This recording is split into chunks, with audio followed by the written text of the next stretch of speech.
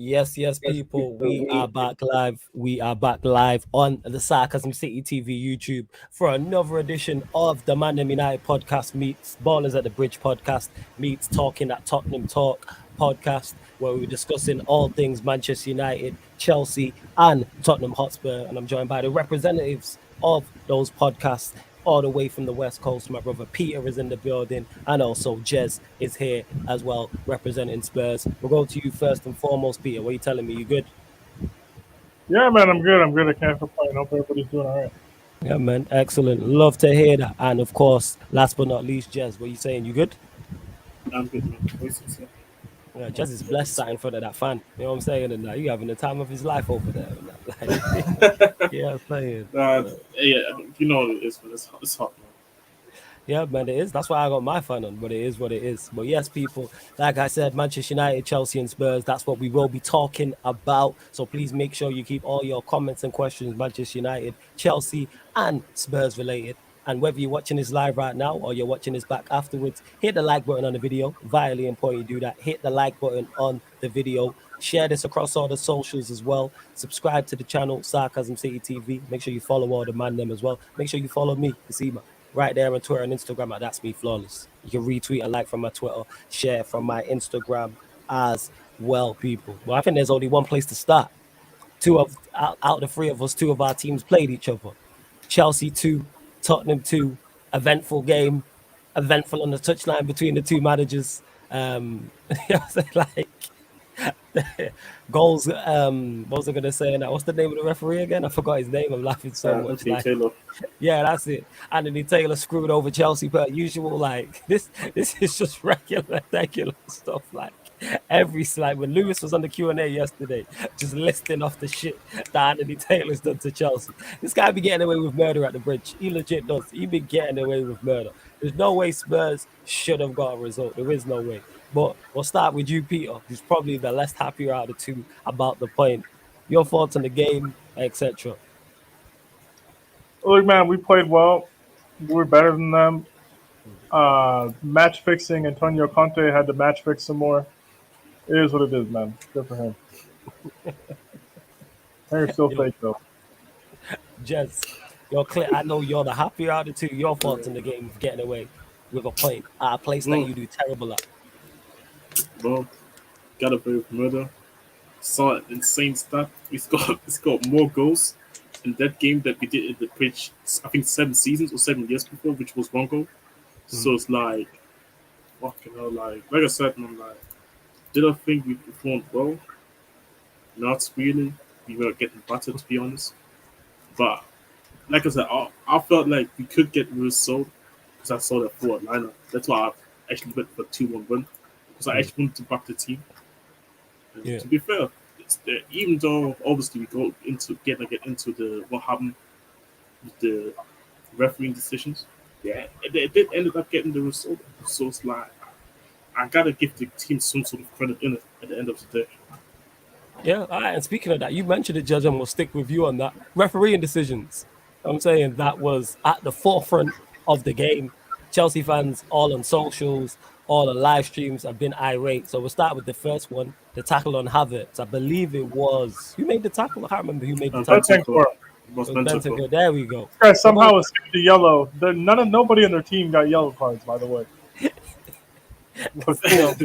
You're still not happy about this. It doesn't make sense. As you can see. But yeah, we'll go to you, Jez. The tackle from Bentancur on Havertz. Do you believe, all bias aside, do you believe it was a foul? Personally, I think there was a foul in it. Personally, I think there was a foul because, in my opinion, he did touch the ball for a little bit before he went into Havertz, but he went with nearly his whole body into him. So it's like, you can say it was a very rough challenge for him to go in there and not get a foul on that as well, because he was on the break as well. So it's like one of them. I think Havertz could have tried to play it a little bit more to get the foul instead of going to the ref on the sidelines and complaining. But I think because I had arguments and saying I can understand why the ref didn't want to give that one, But we all, like I said, we only talked about it in the just before we went live, how the offside on Richarlison. Always yesterday I was taking the piss saying, nah, Mendy is taller than him, you could see him, but no when Yeah, no, Jess no is one gonna could say see since anything. Mendy's so fucking tall, you should be able to see him. Like, that's not how. He was he was I said it in the group chat that was with Peter and I was taking Oh, the piss Mendy should because, still do better. I'm like, that's not the point. He's just standing right in front of him. Just be winning bats, yo. Just but be winning bats. obviously I calmed down, I watched the game back, and I was looking at it again, and I was like, yeah, like, I think when Richarlison was blocking the view of Mendy, I felt like this for me, you can say it was more of a decision to make rather than the foul of Benter, because we can all argue on this: was it a foul? Wasn't it a foul? But I think this was more clear cut. But I think the issue was there as well. The Chelsea players were all complaining about the foul to what happened to Havertz instead of actually complaining about Richarlison blocking the view. And I think if they make more chaos about that, I think the ref actually might give something. But at the same time, I said also just now as well, the VAR should have picked up on this in my opinion. People on the board, you can see, you can see like the game was stopped. They're checking literally everything. Yep. I feel like they should have picked up on it. There was a fucking water break. Yeah, so It's this not is like what I mean. they started for 4 fucking minutes. So this is so for me like there was enough time. There was enough time to see everything what happened during the time. Innit? So we could have definitely made that, but obviously the second decision, later on, which ended up being actually ironically our equalizer. I said this before, even if I don't think it was a red card personally, but it was 100% a foul in it on Cucurella. Oh yeah, You can't it's definitely a foul. You can't just crop his hair like this. Now I seen comments from like certain professionals saying that he needs to cut his hair. That's outrageous. And I was like, nah, but like even with that, like it's a foul because like you clearly stopping him from defending Romero. And I was like, even for me, it's like Romero. It was very silly by him. He's very lucky that he got away with that because I was looking at this. I'm like, yeah, they're gonna get a goal kick. They're gonna get like a free kick there. And yeah, this could we would have lost the game then if the ref makes the right decision. Right there was like 40 seconds left. Exactly. So if the ref makes the right decision, we lose the game then. But we got take 30 seconds to kick the ball down the pitch, and the game ends. Exactly. So like that was the last meaningful kick of the game. Exactly. So we took the advantage of that and eventually scored of that. But like I said, very spooky refereeing decision. Obviously, I understand Chelsea fans' frustration. But I'm just happy that we ended up getting the point because every point counts. And I can't remember the last time when I generally wanted to watch a game at the bridge. I really can't. Well, I can't remember the last time I actually watched a full 90 because at some point I usually just turn this game off because it's like I can't watch it anymore. But this one, at least I could actually watch it to the end. So we got the point. Very happy that we don't have to go to the bridge again this year, unless we see them in the cup competition. It's gonna happen. You gotta get into the cup. It's definitely gonna be the cup, 100%. There's too much riding on this. I want Tottenham in all 3 cups. Fuck this. That was not right. I could definitely do a Champions League quarterfinal between Chelsea and Spurs would be fantastic. Hey, no, you guys make jokes about content not making it to the knockout stages, so we're not going to see us in the Champions League. That's true, actually. Not only would you have to make it, you'd have to win one. That's not. Yeah, I don't think you will, but I'm saying from a personal standpoint, I would like to see it. I'd like to see you like Champions League quarterfinal. No, I'm good, man. I'm saying naturally, then that means one of them made the semis. I'm fine with Chelsea playing Chelsea just one more time this year. Nah, man, they the ops, man. You know what I'm saying? Give us like 5. Let's run this. FA Cup, League Cup. You know what I'm saying? Ballers, you have to understand, my mental health is on the line here. So it's like we respectfully, we don't care. What are we doing here? We don't give a fuck. What are we doing here? Y'all saying right, we care. Oh, my mental health's on the line. We don't care. Shut up, man. We don't care.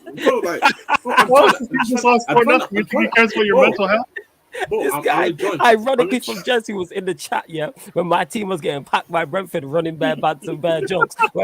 Where was it for my mental health in it? Now when it's you against Sean, my mental health's at stake. Fuck you, Jess. You know what I'm saying?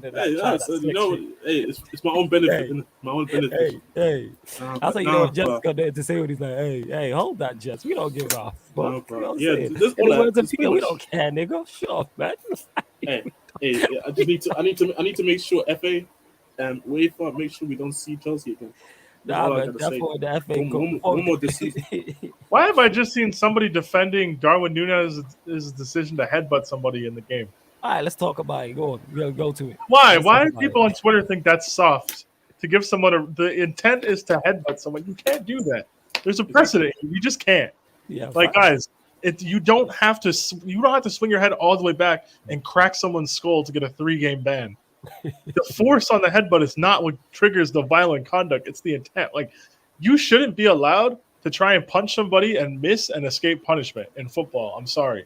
Yeah, because If you the swung intent. on somebody, that's violent conduct. Similarly, you shouldn't have to get your leg broken in a leg breaker for someone to get sent off. You know what I mean? I agree with that even more so. Like, you know what? Like, Aaron Ramsey shouldn't have had to sacrifice his leg for some common sense in English reffing. Like, you know what I mean? Like, if the intent is there, that is what it should be judged on. Like, you can't say, like, I know Jez is taking the piss, but you can't say Mendy 6'5", so we should have seen around Richarlison and still saved it. Like, no, he shouldn't be standing there because that's the rules. But, like, it's what it is, man. It is. Like, correct decisions happen. Spurs know they got away with one. We played well. The only thing I don't like is how discourse surrounding the two clubs has flipped, and people like to pretend like it hasn't flipped. Talk about it. People are doing the whole, good point, brave point for Tottenham when people weren't picking Tottenham to win all week, which I personally never did.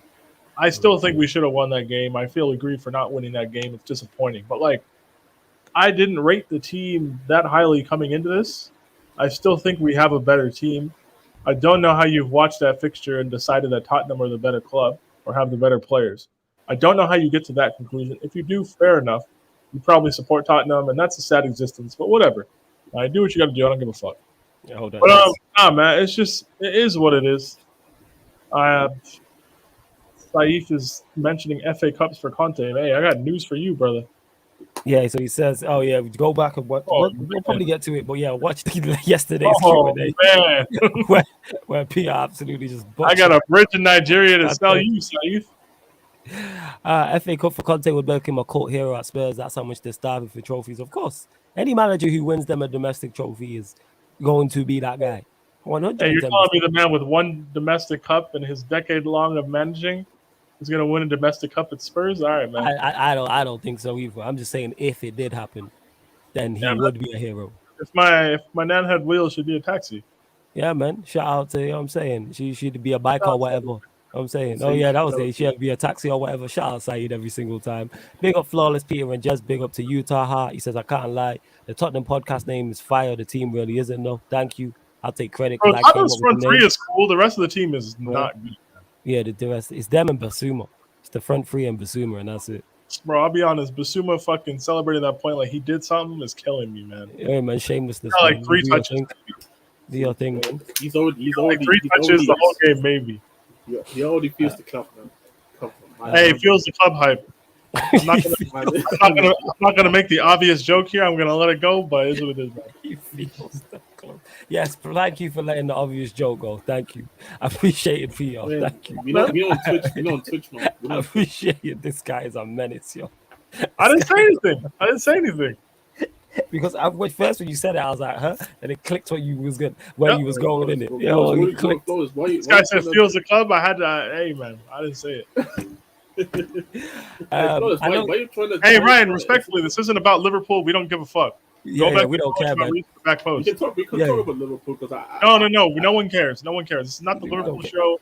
Egal, if you're watching, big up. You're not getting the link and talking about Arsenal again for 2 hours. We don't give a shit. That show's next week. All right.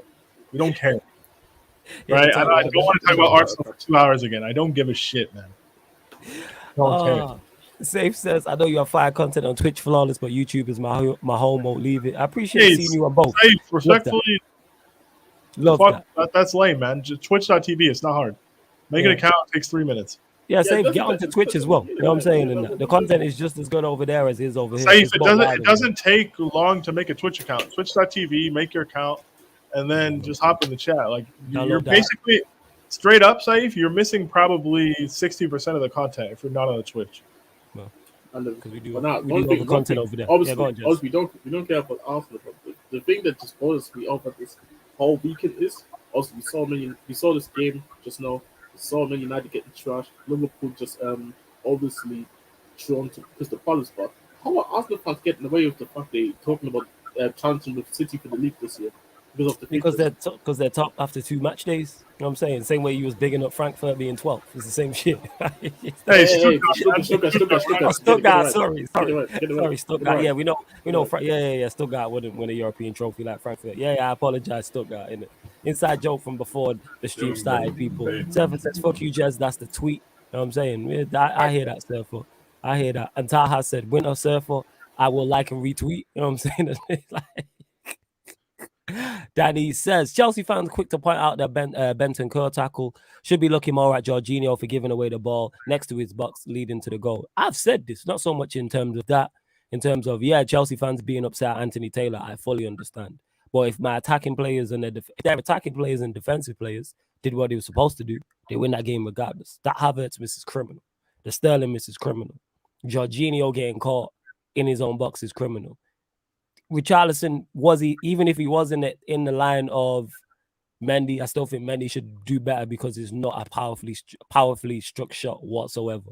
Hey man, or the refs could actually like make a decision that's common sense. I don't know. Yeah, obviously it's on the refs as well, and then like I hear what you're saying. I hear like no one is letting Jorginho off the hook for what happened. Like I don't like the fact that it's just him though, because like Havertz is just as culpable.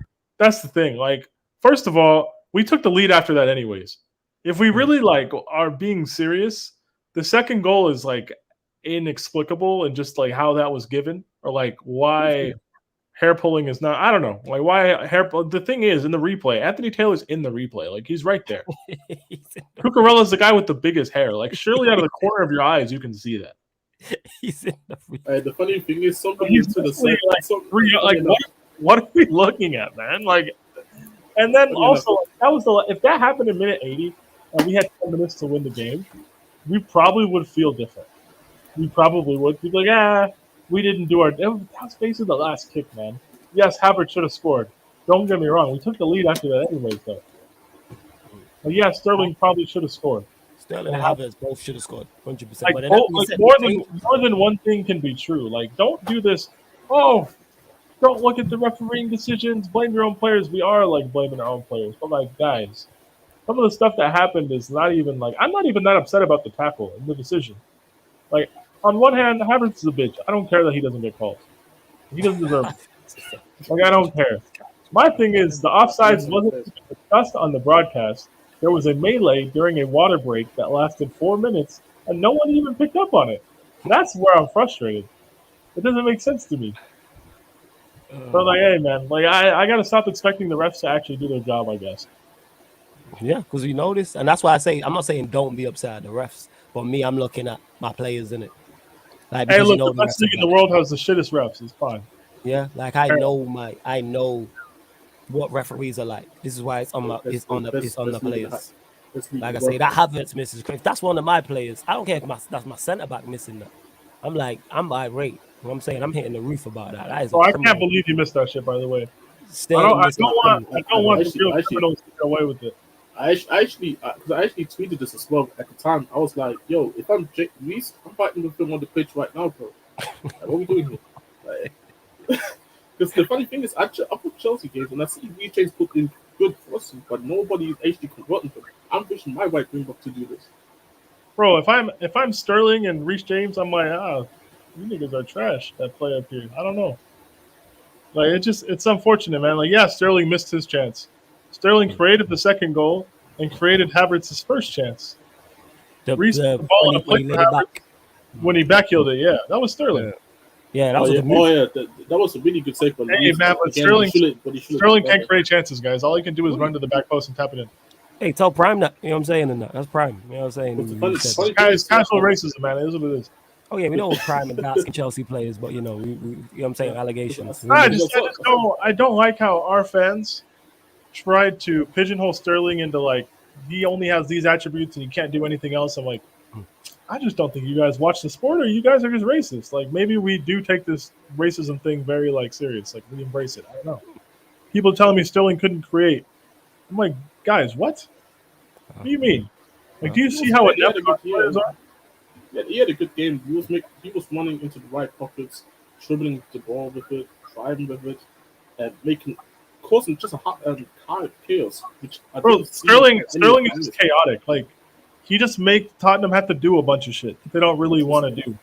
Exactly. It's he's not even like playing amazing. He's just doing way better than what we had last year.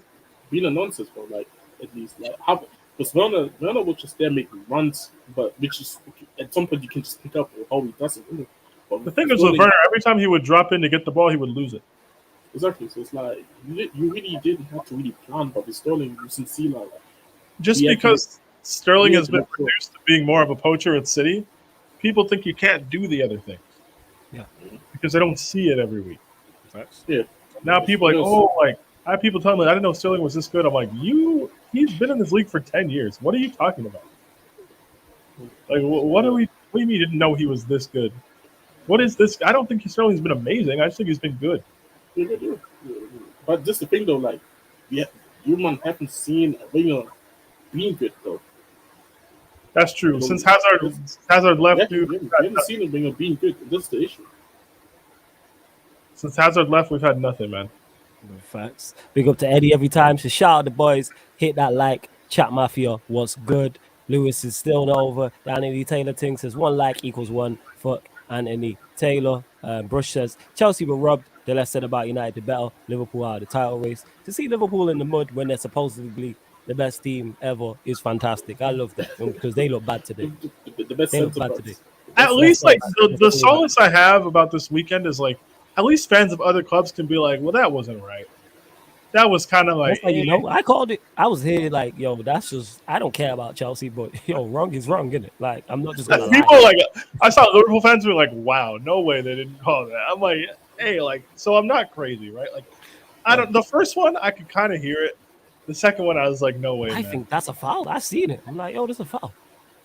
But like, but it's the thing. The first one. I could hear letting that go. The second one, I'm like, all right, I don't know how we're not. I don't know where. But this one, I mean though, like the first one, like, bro, they pushed the fucking Buffalo Wild Wings button for fucking overtime. That's what they tried to do. They said, "Oh, chaos storylines, don't call that shit."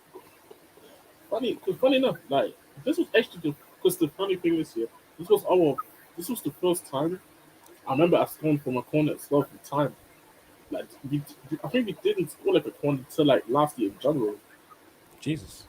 So it's like we don't score. Like the last time Bruno Fernandes got an assist. Muzzle, but go on, carry on. Sorry. It's really like just what I'm saying. We don't score from corners.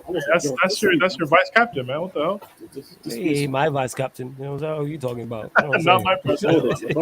I my vice captain. They don't have any sort of captains. United. Hey, just all right. No one to ask your opinion, Jez. You know what I'm saying? Don't do that. Wait. So, okay, Flores, who's your captain on your team then? Yo. So you know exactly who the captain is, man. Exactly. Hey, he's the guy who looks like he's made out of Legos.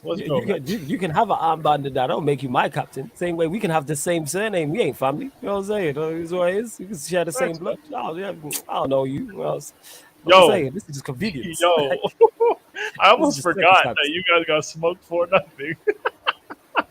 Hey, man, like brush that head and let's set about United the back. Yo, like that was so long ago because we've seen more. Like the Chelsea Tottenham game with how it went was like, I feel like it's not a bigger storyline, but it feels like it is. Sucked up some of the air in the room. Yeah, and like Liverpool dropping points today with somehow them being in an injury crisis 2 games into the season, which I'm sorry is hilarious. Like it's just so fucking funny. Like fuck you guys. After chasing a quadruple, like being so close, and now you're just in the mud. Like hold that, man. Low key, like United aren't gonna get away with it, but like you will a little bit. Yeah, it definitely took pressure off them. I needed the weekend to go the way it went. I wanted Chelsea or Spurs, whichever one of you lot to get battered. That was the ideal. Oh, I thought we were after the first half. I thought we were gonna cook them. I really did. I was hoping for a good 4-5-6-0. I'm saying just to take, but the way it went definitely aided it, and then Liverpool dropping points in the injury crisis definitely 100%. I didn't as fucked up as it sounds. Like United aren't gonna win next Monday. Like, let's get that out of the way. But if you did, you go above them. Oh, it's chaos. Which is like irrelevant but hilarious. I'm sorry. But you know what the thing is though. Like, but then you know what? Hey, man, fellas, remember when I talked about the curse of the Charity Shield? Yeah. I do remember Hey, you saying man, that. I'm Yeah. saying, guys, for anyone who doesn't know, the last two Charity Shield winners that completed the season finished 8th. And Liverpool won that shit, and look what happened, man. I'm just saying, it's not worth it. It Liverpool are isn't worth it. currently in 12th. Yeah, man. They do 2 them Stuttgart points. things. You know what I'm saying? We got 12th versus It's just- 20th. Don't do it with Liverpool. At least we don't have the quality. We're still doing it. Hey, that's us. You know what I'm saying? What are you talking about? It doesn't Bro, sound too Liverpool are different from us. behind Bournemouth and Forest. Fuck. Yeah. But But that yeah, being but said, yeah, I'm man, really- big relegation 6-pointer at Old Trafford Monday. You know what I'm saying? Exactly. That's a I'm huge really- game. It's a huge game. I really Aaron tweeted it like, "Yo, it's the biggest relegation battle in the history. Premier League That is the history. biggest." That being said, if you guys lose, you're like you guys. You know you're in 20th, right, fellas? Yeah, Yeah, I'm they fully continue aware. being 20th, Yes, yeah. I've been told many a time. Yes, I'm fully aware of the position. You guys we have are in conceded the league. joint most goals in the league this season. Let's go, man. Wow, You and Wow. Southampton and Leicester. wow. Hey, I'm glad Southampton have. That's good. Hey, they got a point though, unlike you niggas Oh, is it? Oh, sure. Hey, Who did they get their point off? against Leeds. Leeds, yeah. Fucking They were Leeds, 2-0 down, and Leeds. Sever tried to crash on me in the chat, and then Aribo scored. We were Yep. crashing out. I kind of Sever tried to crash on me, and I said, "What's up?" from Southampton. Hey, Was he the Southampton. one? Whoever they play next week, I need a Southampton win. I need it. Was he the Nah, man, one I with the need second them. assist? Because like I swear it was a no look pass. Yeah, it was, Yeah, just what? Yeah, bro. I kind of that was a cold assist. bro. Like, but yeah, like I don't know. I just don't think, like, if we're being real, United aren't going to win next week. But if you did, it'd be hilarious. I don't know if I want you guys to lose 7-0 or win like 1-0. Despite whatever the result is, there's going to be chaos. Whether it's a Or Liverpool, I don't know if I want the a match to United get win or postponed draw. because of like a riot or something. I Like, think don't the know. match might not go ahead. I was saying this earlier. I'm not 110% sure the match goes ahead. Legit. Oh my God. I'm being serious. Like people are Hey, mad I'll at be it. real. I'll be real. If the team sheet comes out and you see like Milner, Henderson, Fabinho, I think you guys will suck it up and play, man. Oh yeah, 100%. It's one of, because we've been linked with that Cunha from Atletico Madrid. Yeah, and I think, like I said, we'll get linked with more players. And I said, as soon as that game was done, I said we'll sign players. Imagine the quality. I don't know, but we will sign players. This club's all about PR, and the heat is on right now. The block is scorching. It's not hot. The block is scorching right now. So they're Who do going you to guys do play whatever after? to cool it down. I think it's Leicester. I think. Don't quote me on that. I'll check now. If it's Hey, not Leicester, man, that one relegation 6-pointer to another. Hey, let's go, man. We out here. Hey, I'll do a season in the championship, you know. Don't even watch that. I'll go to games and that. The amount of North clubs that are around, like your Prestons and all that, your Boltons. I'll have the time of my life, full on passion merchant. Let's go. Like Timo yesterday. I'm with it. Yo, you guys play. No, you guys play Southampton after. Oh, and then like, yes. I need to be on the watch along. I need to be there. Yeah, pull up for the Southampton one. Pull up. Yes. Yeah. Pull up. Oh, You man, can like, get Southampton one. Yeah, Yeah, if Joe Aribo dunks on you, I'm ended the broadcast. What you mean? You know what I'm saying? I'm going ended the full broadcast. screen. I'm going full screen. I'm saying I told you. I'm ended the broadcast. I know. Like, I'm not. The funny dealing thing with is, United you could and seriously Southampton. be Gorgeous. in a relegation battle during the time after that game, or they're gonna be out of it. Like, no, but Some nah, excitement, it's man. It's at least something you're competing for right now. But on the road though, like it's actually sad what's going on at Manchester United. It's If not it's sad, though. why? If it's sad, why are you laughing, Jez? It's Why really you not. laughing? In the words of It's Statman James, why are you laughing? ridiculous. Why are you It's laughing? completely, No, the thing is, it's completely ridiculous what's happening, but it's not sad. Why are you No, laughing? It's not funny, man. because the thing You know is, what I'm saying? like, It's really not funny. no, because like Uncle's a very United fan, isn't it? So it's like I take the piss out of it. So it's like It's completely man. ridiculous what's happening. I've seen Ericsson play in the 6, then force 9. So he's doing like slave work now for United. He's getting dunked on by his old team. Too much rugged. Like, Bro, yeah, you like Brentford fans were chanting, "Christian, what's the score? Christian, what's the score?" I'm like, nah, man, nah. It's just too much. It's too much. Like the Brentford Community Stadium is taking the piss out of Manchester United's Christian Eric. Nah, man, this is a dunk. That's what I'm trying to say. And you see, And the funny thing is, hey, Surfer, you can make fun of Joe Aribo all you want. Well, you know what? I want Aribo to dunk on us too. He said Haribo ain't doing shit that game. Hey, and when Aribo scores a brace against us, we're gonna talk. Oh, yeah. When do you play Southampton? After you guys do? Oh, is it? Oh, is it? You might struggle because you ain't got Timo Werner no more. You know what I'm saying? In that. Oh, So, we don't got Southampton, man.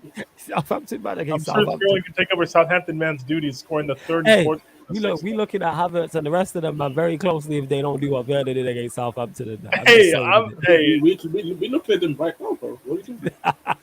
bro, Havertz wasted the best cross of Reece James' life. And you know what kills me? Watch the replay. That nigga missed by like 4 yards. Oh yeah, he missed. Because I've seen it start after the game. I think he scored like one goal. No, I think he missed 8 big chances, scored 1 goal, and I need to go and look it up. Let me actually look it up. Yeah, go look up the numbers and that. I'm sorry, Christian wants to score is hilarious, yo. That's funny. Christian. I was hearing that in like minute 20. I was like, what is happening? I was crying laughing. I was like, nah. This isn't happening. Hey, you look. Eddie's right. Get the likes up. How we got just under 40 of you? We're even at 20 likes. Yo, get the likes up. Hey, you stingy like people. What's going on, man? Get the likes up. Yeah, go on. Carry on, Jess. Go on. Yeah, I found it. So, this is here. Kai Havertz past 40 games for club and country. Germany, get rid of this guy. This guy stinks, my bro. 1 goal, 1 assist, 8 big chances missed. Bro, he's 8 big chances. Wait, 8 big chances missed in 14 games. Yeah. Yes. In the last 13. Well, he doesn't get chances, man. Apparently, according to Kai Havertz Twitter. Yeah, C1 and that. You know what I'm saying? That's C1. Hey, those guys think they can dictate policy in terms of which players we should get. Those guys. That's what kills me. Like the thing that kills me with Chelsea, like our 3 best players this season, 3 of our 4 best players are probably Cucurella, Koulibaly, and Sterling so far. Those are all the people that Tuchel wanted. Why are you then going to expect Thomas Tuchel to get some fucking random hipster fuck from the Portuguese league to play in midfield just because you like him? People are like, Aubameyang, no. And I'm like, I kind of get that, but like, do you see what we have up top? Like, do you think, Wallace, if you were Tuchel, could you rely on Havertz to score you 15 Premier League goals these next 36 games? Absolutely not. Absolutely not. No. Like, because I think Sterling will get to 15. I think he will. See that happen. I think Sterling will get to 15 with like 7 or 8 assists. Something. I actually think Sterling will have a very good year. I think Mount will like kind of fraud his way into a double again. Like 11 and 11 or some shit. I just see he just will. Like there's fucking. He's not Norwich man, but he's gonna be like Forest man and like Bournemouth man. So like you know what, it's all good. But like Havertz, I couldn't tell you. I would not bet my savings account that he's getting double digits. I just wouldn't do it. No, I hear that 110% in that. But what? But you're looking at Anthony Gordon. You know what I'm saying? Like, look, do I want Anthony Gordon? No, but like, I heard he presses very well. Hey, I don't really want to spend 50 mil on somebody to press. I don't really want him. But like, if we do get him, like, what the fuck? Like, what can I do? And if that means like Ziyech and Hudson-Odoi leave, then they leave, man. Like, it is what it is. One thing I always said, like, what the fans I always say this, but what the fans say, unless it's like a very good player like Neymar and that, if the fans want somebody, I always said the club shouldn't go and get him because like sometimes like I see like our fans don't know ball. Our fans, the beginning of the summer, were shitting on. Our fans are running a Frankie De Jong agenda last spring. This is what they want. Declan Rice Twitter was running a Frankie De Jong agenda last spring. This is what was happening. Now these people are pretending to love Frankie De Jong. I'm like, I remember when there was a civil war in this fan base. So it's like they just want him because we're linked to him, but it's like you guys were making fun of him last spring. Our fans, they don't know ball, man. Like if they blindly follow any player, I don't want him. And Lewis is not Anthony Gordon, fucking hell, man. And then he also go on to said, kill me. Yo, you're super Chelsea, man. You'll be all right, man.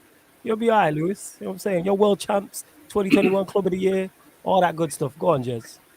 Nah, it's like, it's just why it kills me. Like, there's certain players that already do that, but when I see man say Joe Felix, I'm like, are you guys actually watching him? Because like, it's not that he's not talented, but the guy hasn't performed. So why should Chelsea splash like 100 million on a guy that hasn't performed? It doesn't make sense. So for me, It's it's the like thing that I don't get. Like people are like, oh, give me João Felix. I'm like, first of all, it's going to cost like 130 million pounds. Second of all, are you convinced he's not going to have the same output problems like Kai Havertz does? Like you want this whole fluid, sexy attack. Where's the output, guys? Where are the he goals? occupies the same. He occupies the same kind of areas that he harvests. Exactly. Like, oh, João Felix, Sterling, and then they'll be like Pedro Neto. I'm like, one is coming back from torn Achilles. One is fucking João Felix. And the other one is the one that you guys don't rate in Raheem Sterling. And he's the most qualified out of all three of them. Facts. Absolutely. Lewis says, Jez, where was where was Kulu yesterday? I can't pronounce this guy's name. Where was he?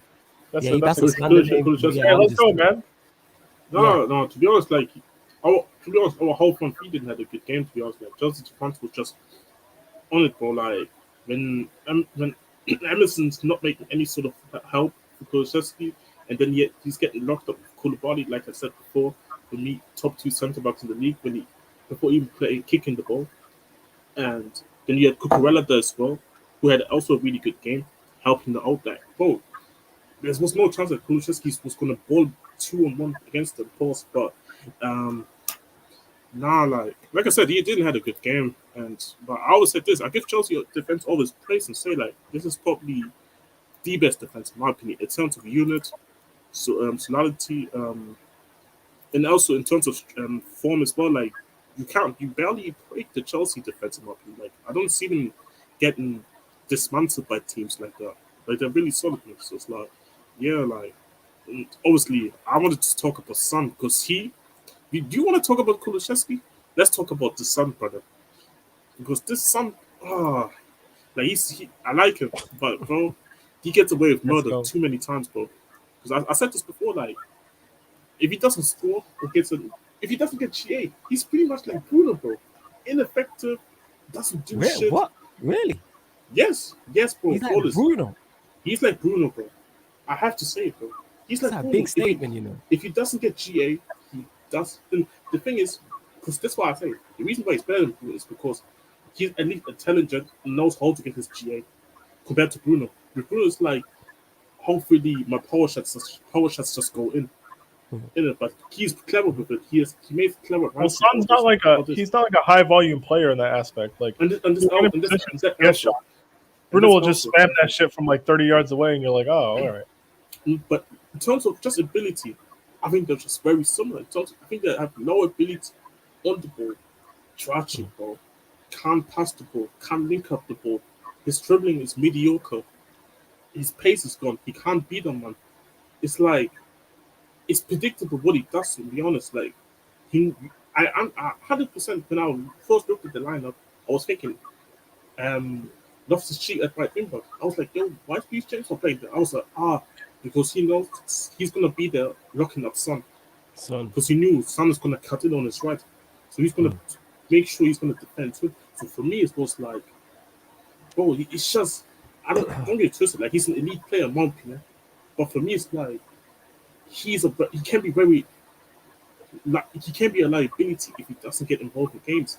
And that's what I always said. Like we need to play a way that benefits him out of the team. That's why, and it's funny enough, when Spurs fans go after him, he ends up scoring a hat-trick to shut everybody up. So I hope next week against Wolves, he can score like a brace or a hat-trick in it. But at the same time, like, I'm just looking at him sometimes very funny. And I think people just don't want to have honest conversations with him because he's a very like person, just in football generally. And even in our fan base. Bro, one time I was cussing him in the space.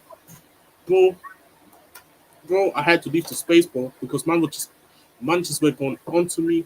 Man was telling me, bro, suck yourself and that. Like, bro, I was like, what are you doing here, bro? I'm just saying my opinion on Son, bro. Bro.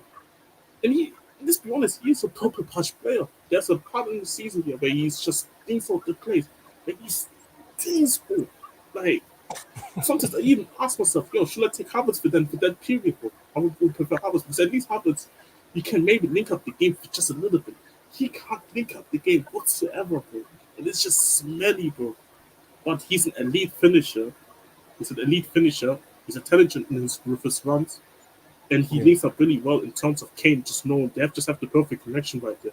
Which why I think he's very fortunate that Kane was with him and has kind of developed this new role as kind of like a deep line forward in it.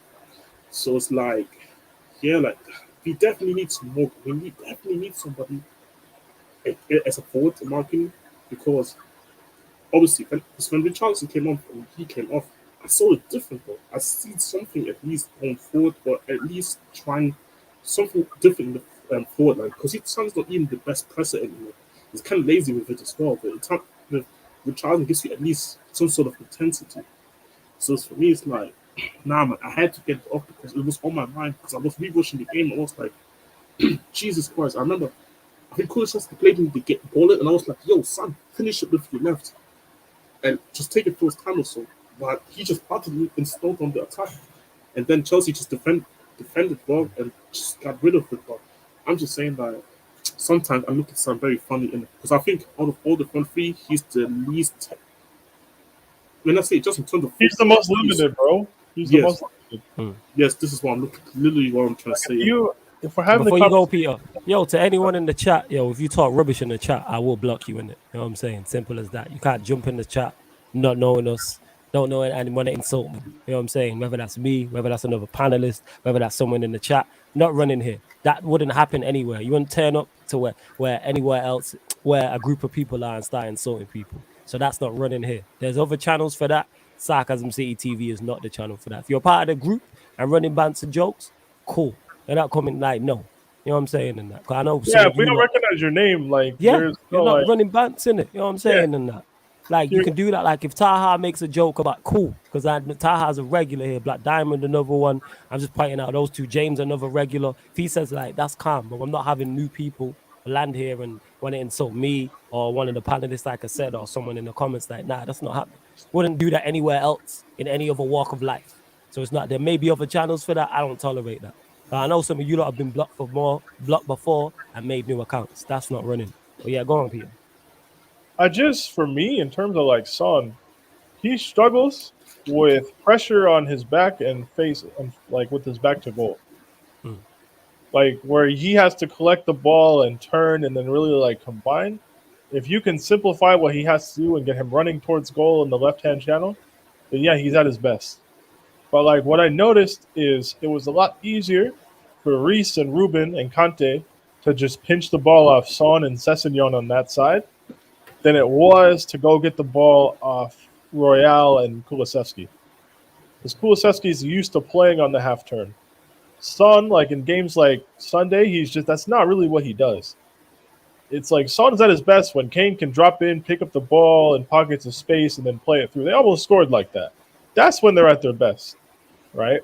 But for a team like to really disrupt Tottenham, you have to limit the space that Kane can find. Your center backs have to be willing to step into that space to cover for when your center mids aren't blocking the angles and stuff. And then you basically can't let Kane pick up the ball and turn and make decisions. Kane is their primary creator as well as their primary goal scorer. He's both of those things in one. It's very rare. He's great, all that stuff. But like, you just need to stop that. You saw the one time we all dropped off and gave Kane space, he almost played Son through on goal. Well, he did. It was just a little bit overhit and Son couldn't score. So, yeah, with the left-footed scuff. Yeah, but that's what happens. That's what happens. So, like, for me, with the player, that's why I don't really worry about Son when we play them in this setup. Because when they used to have Eriksen, Son used to never have to come and collect the ball.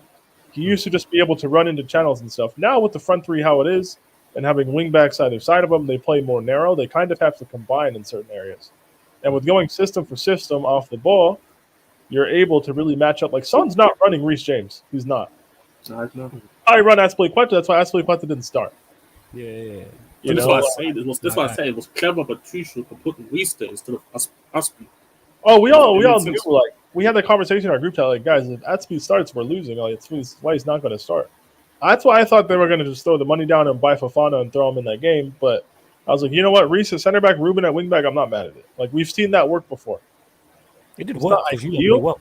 Yeah, we did it in the Bernabeu. It's the same thing. It's not ideal, but, like, we've done it. and they're both like the physical profiles that can really run stride for stride with people. Like Sessegnon wasn't getting anything out of Loftus-Cheek. Oh no, he was terrible that game. I think Bro, exactly. he was up there. He was up there with the worst, definitely, and he had to come up. He got physical something with Charleston, bro. His whole body was, bro. Not even for Perisic.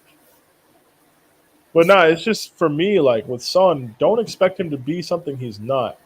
And people confuse being a fantastic. Son is one of the. I'll say Son is the best finisher the Premier League has seen outside of Aguero since probably like Van Nistelrooy. I knew he was going to say Van Nistelrooy. I think he's the best finisher since then. If I missed a few names in there, cry about it. I don't give a fuck. Whatever. But he's at least in the conversation. Like Son, Son, Aguero, you're struggling. Like I'm not talking best player. I think I said finisher, right? He's a fantastic goal scorer. You give Son a chance, it's probably in the back of the net. Like Son isn't missing what Havertz missed. Oh, definitely not. Oh, no way. That's in the back of the net. You know what I mean? Son probably isn't missing what Sterling missed. But is Son creating the chance that Sterling created for Havertz? Probably not.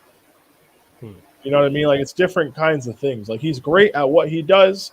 It's just with this Tottenham team, you can really limit the service into the channel by blocking off Kane as a creative outlet and just kind of going man for man across. That's why I don't think Conte is really eager to play Chelsea again.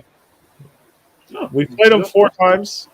We've kind of done the same thing in all 4 of them, like inverting the wing back into midfield, like in possession and going number for number off the ball and just pressing them straight up. Like the thing with Tottenham is our central midfield options, our fans can cry about them. They're still better than what Spurs have. That N'Golo Kante performance, Tottenham don't have somebody who can break up play to that level all over the pitch. You know what I mean? Betancourt is cool, but he's not of the level of like Jorginho purely dictating play. And if he was, you guys would go hunt the ball and go dominate. The first half wouldn't have been 70-30 in terms of possession. 100%. Jesus. Like Tottenham play like that, and Conte plays like that because he has to. If he had prime Matic and prime Kante, maybe he could go hunting a little bit more. I think for your midfield pivot, they're good players, but they're not like amazing individuals. Exactly. Like this one, they're good. They're workmanlike. They do their job, but like, you're kind of limited in terms of like your ability to directly impose with like having the ball and dictating that way. You're limited by your personnel, really. The front three is great. The wingbacks are more like kind of just like doing a job, like being workmen. Your midfield is a hard-working pivot, and your back three is organized. You've got some good. They've got good players in it, but it's not like, you know what I mean. It's just not elite. Like when I see like Chelsea was like, yeah, like I can't get past them. I just can't. But ours is like you can pick up the holes here and there. You can unlock it when you just give it time. But they're gonna give it a try, like because people were complaining about our defense. What about the midfield? The midfield was literally. Well, I'll be honest. I don't think your defense was an issue on Sunday. 100%. I think you defended well. You couldn't get out. You couldn't build anything. You were taking on water for about an hour. Exactly, and that's what I'm saying. People fail to realize when your midfield is garbage, it puts more pressure on the defense to do a better job. So I have to give the defense a credit that we didn't concede it more. Obviously, we had the chances missed by Havertz and Sterling, but still, I felt they did a good job. I'm looking at the midfield, and I'm even looking at the wing backs for not giving themselves a better outlet to kind of pass it from the centre backs. Our centre backs aren't elite passes of the ball. They aren't. And that's why I always said, like, we need, like, Højbjerg, I think he's a good player. Hedinter, I think they're good players. But there should be squad players for us, in my opinion. If you really want to reach new levels, if you really want to be with Chelsea, City, Liverpool, I'm sorry, but we need to upgrade them both. I think Bissouma's a good add. I still think we need 2 more midfielders. Because I see Conte wants an attacking midfielder, like, or an advanced 8, and he wants somebody to play the Jorginho role, which is to slow down the pace, being able to collect the ball from the centre backs. Because let's be honest, our centre backs, I remember when Chelsea was pressing, they didn't know where to pass to because nobody was coming to collect the ball. Nobody came. Obviously, the wing backs, they are wide and making themselves. So obviously they are not the passing option, so you can only really pass through the middle, but nobody's there to connect because Højbjerg can't receive the ball on a half turn, Bentancur can't receive the ball on a half turn, so it's like it's difficult for them. And for me, that's what I'm saying. Like I think this team under Conte is good, but I know it just can't go so many levels more. It's like with Freezers, his fault. Yeah, it's kind of similar. I like it's kind of similar, but like there's we nowhere near to the final form this team could be. It's like because of the front three we have, we at like Freezer's second form, but there's so much we can still improve on. And I think that even with who I think we need a centre back, yes, but it's not as urgent as getting for me a right wing back and two more midfielders, in my opinion, of certain quality. Bro, if you don't, because I know Perisic is probably going to be the wing back once he gets up to speed. Fair enough, that is fine. But on the right side, especially because I mean we both play similar systems more often than not, right? You saw how much we struggled when you had Azpilicueta and Alonso there, because physically they just can't stretch teams the way like a Reece and a Cucurella can. Like Cucurella's played 2 games, and you see the difference in what he brings us and what Chilwell did.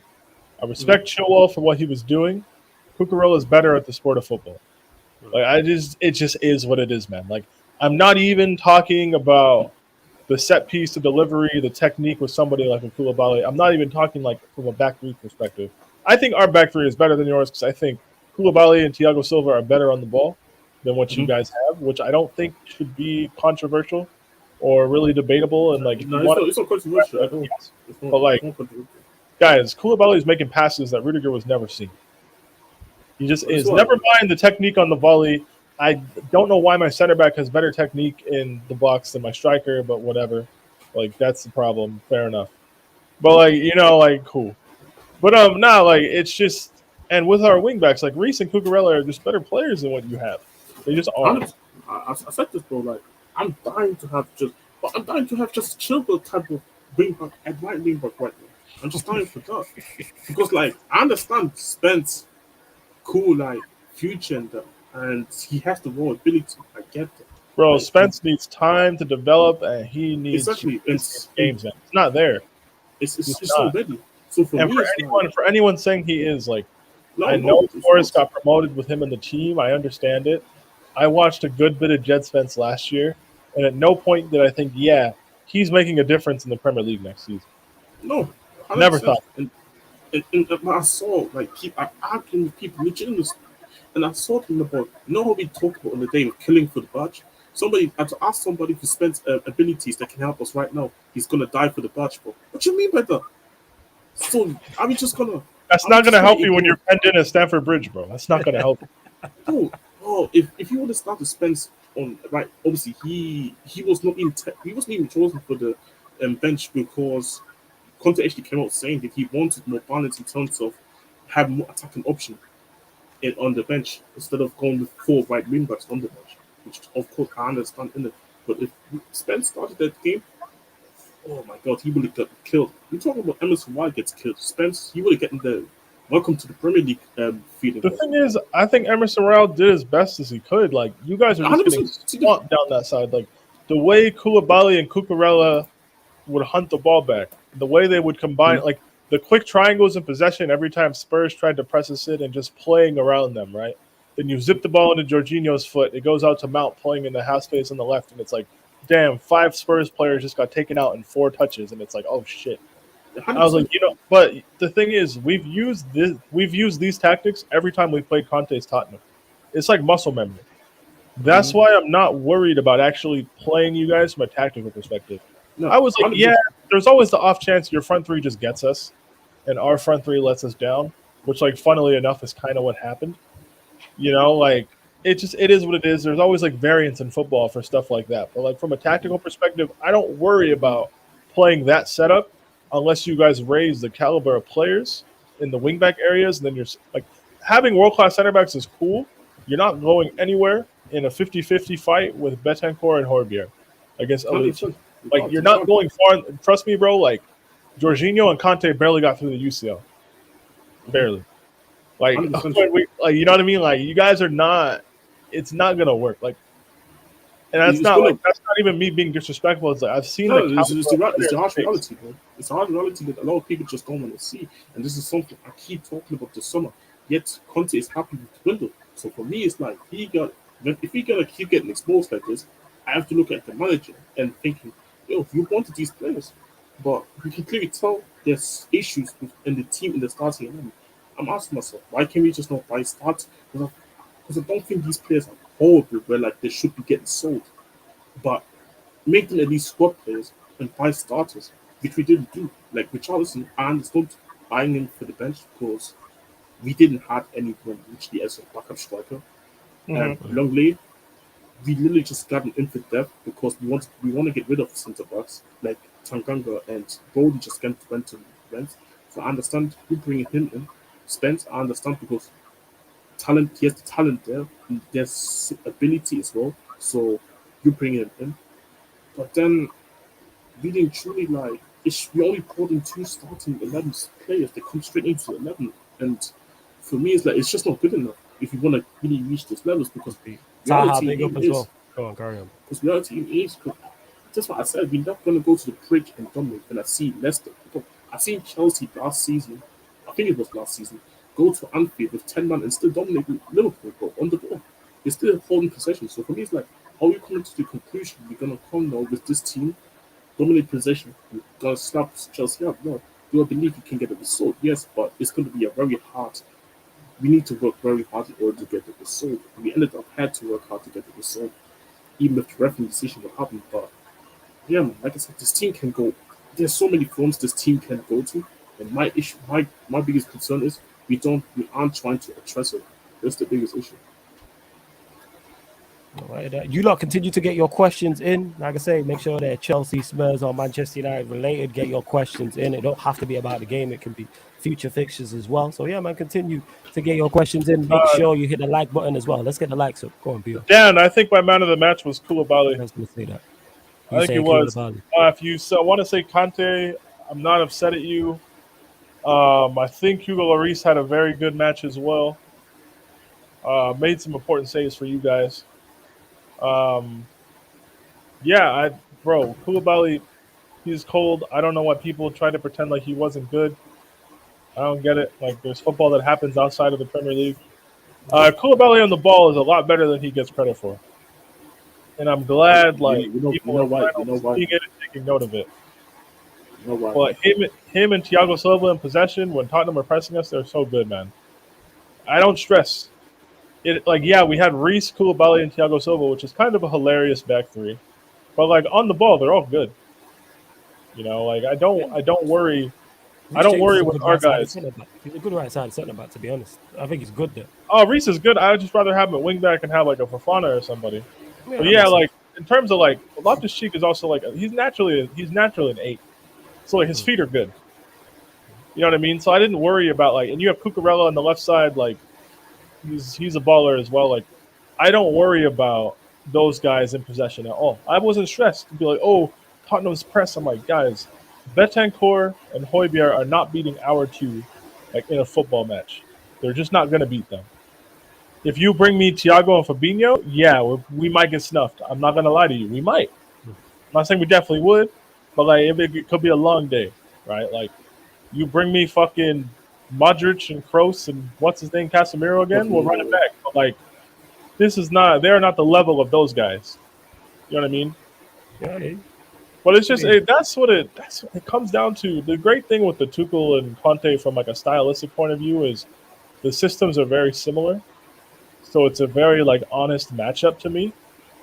And the way I see it, I'm just you know what? I think we have better players in most positions. Having a front 3 that's better is not going to equate to having a better football match. You can have the best front 3 in the world. If you can't get to the ball, you can't really do too much. Yeah, facts. Being reduced to moments is not a sustainable way to win, really. It's great sometimes. But, yeah, man, I don't know. I thought it was good. I would say Koulibaly. Jez, who was your man of the match? I would have said also Koulibaly. There was just nothing going on that side. And even the left side, something was sometimes happening.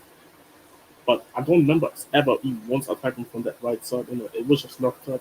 he got that goal as well, which I was like, why would you leave Koulibaly open though? I think he was even last season.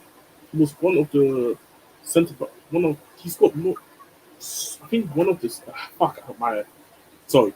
Of all the centre backs in the world, bro, last season, I think he was up there scoring the most goals, bro. So for me, I was like, why is he unmarked? It didn't make sense to me. Yeah, And that then, was terrible defending for that goal. Awful. I'm saying, I don't know why he's unmarked. For me, that was preventable. Even if Chelsea were going to score, at least make it tough for them to score. Don't let Koulibaly just have a free just hit like that. Fuck no, that was a good volley, bro. I gotta say that. And yeah, just him looking up that whole side Cucurella, I think I gotta give it to Koulibaly as well. If I had to choose from our side, who was our man of the match for our team, I think I have to give it to Ruiz as well. That one big save from Havertz. I don't know how Havertz missed that, but that was just also just a good save by Ruiz, just reflexes and that. This one is good. Shout out to him. I hear you on that. And Eddie goes on to say, not going to lie, I'm a Gallagher fan. Why doesn't he get more minutes? Is it strictly because his mouth? Over to you, Peter, for that. Gallagher is not a player who can play in the midfield pivot right now. So he's just not. So we didn't have Kovacic. Ruben is kind of the emergency center mid, but he was playing wing back. We can't play Aspilicueta. So nah, man. Like, it would be nice to see Gallagher get more minutes, and he will across the season. Like, but to throw Gallagher into that game with the level that was required in terms of being able to be press resistant and keep the ball and keep things ticking over and playing quickly and knowing where to be in decision making, like, he's just not there yet. He needs to play further up the pitch. And yes, we already had Mount on the pitch. So, like, if we were going to put on Gallagher, if we were going to put him on to actually play minutes, it would have been to sub off Mason Mount. That being said, he entered the pitch once Conte pulled his hamstring. So, like, he was kind of the only other option we had because Jorginho got subbed off, Kovacic wasn't on the bench, and Loftus-Cheek was already in midfield. So, yeah, it's kind of – I'm not going to expect him to play minutes like that or to play that role in the short term. Fair enough. Your safe says, question for Peter, do you worry that Chelsea's next title could be a while, or are you calm about the situation knowing your club is in good hands? Do I look worried? He's asking. I know the answer to this question. No, man. Why would I be worried? Like, you have to build to compete for league titles. We're not there yet. We're going to get there, and it's an ownership group, but, like, they just came in. Give them time. Like, I'm not with this expecting and demanding success when the team isn't set up to deliver the success that you expect and demand. A league title charge with this team right now isn't realistic. A European Cup might be, because we have a manager who's good enough in those kind of scenarios, and we have a team who's shown that, like, in one-off games, we're pretty fucking good. Like, all you need is 5 or 6, not even. Let's say all you need is like 4 or 5 iconic performances in a knockout round, which sounds like a lot, but that's basically what we did. Like, this is the final, Atletico the second leg, Real Madrid the second leg, and I actually, fuck it, we had 3. We had 3, if I'm being honest. Like, you don't need to play outstanding football for 9 months to win a UCL. So no, I don't worry about, we haven't won a league in 5 years. Like, yeah, that kind of sucks, but, like, the club is building, man. I don't understand. It doesn't make sense for me to get hung up over that stuff. Like, we're not going to be a factor this year as much as I would want to be. I don't think we are going to be. Well, should we get closer than last year? Yeah, we probably should. But closer than 19 points, like, isn't exactly hard, you know? There we go. So someone asked me, yes, I am EE. Is Flawless wearing a bulletproof vest? Yes, I am. I've tweeted about this the day of the Brentford game, the day after. I said I'm in it all week. You know what I'm saying? Because I know what was about to happen on live streams. So that's why. So you'll see me in this tomorrow and the day after, all the way up until the Liverpool game. And even after the Liverpool game, I may still be wearing it. Like Surfer said to me earlier on the watch along, I may be wearing it all season. It might be that. I might have to invest in some more. And it is a prop one, people, before people will get excited. It's not real, it's just a prop. It just look cold as well. So, you know, I'm like, might as well rock it because of everything that's happening. But Jazz, I want to ask you a question, actually. Yeah, go on, P.O. You saying? Hey, man, you got to do what you got to do. Facts. Jazz, obviously, this is a ground that you lot struggle at, and you did get a point. Do you see it as a turning point and losing that Like people call it Spursy and call you soft, or do you just see it as a lucky point and you keep it moving? I do Does it look change your at viewpoint? I do look at it in terms of like lucky points, and we just keep it moving. But at the same time, one thing I felt like throughout the whole, when they scored the second goal, I wasn't feeling like, yeah, this shit is over like I used to. I felt like we can still get a goal if they can still feel like, if I still see, if I needed to see the body language once we conceded the second goal, and it wasn't like usually where they just give up. I see it a lots of times where like guys wouldn't just be running anymore. You can see in the faces they just looked deflated. They just kept going, and they eventually got the equalizer. So for me, like I don't think the Spurs thing is done yet. I need to see more, but at least I see some sort of change in terms of actually believing in themselves. They can actually go and still get a result even if time is running out. Okay. I see that. That's fair enough. That's fair enough. You very level headed with it. Justin says, "Does Kanye do anything for you, flawless?" I don't know anything about him. I'm not gonna lie. I just know he's an attacking player, and he without seeing him, he's not worse than what we have. I'm at the point where I'm like getting in. Like when me and Eddie was One thing, on the Q&A yesterday You with guys the has man. links to players or some of the most random shit. Yeah, it's hella random. I'm like getting in. Everyone we've been linked with, I'll take Ziyech at this point. Hey man, Like 10 mil, he's yours. I would definitely take him at that point where if you would have asked me this last week, I'm like, hell no.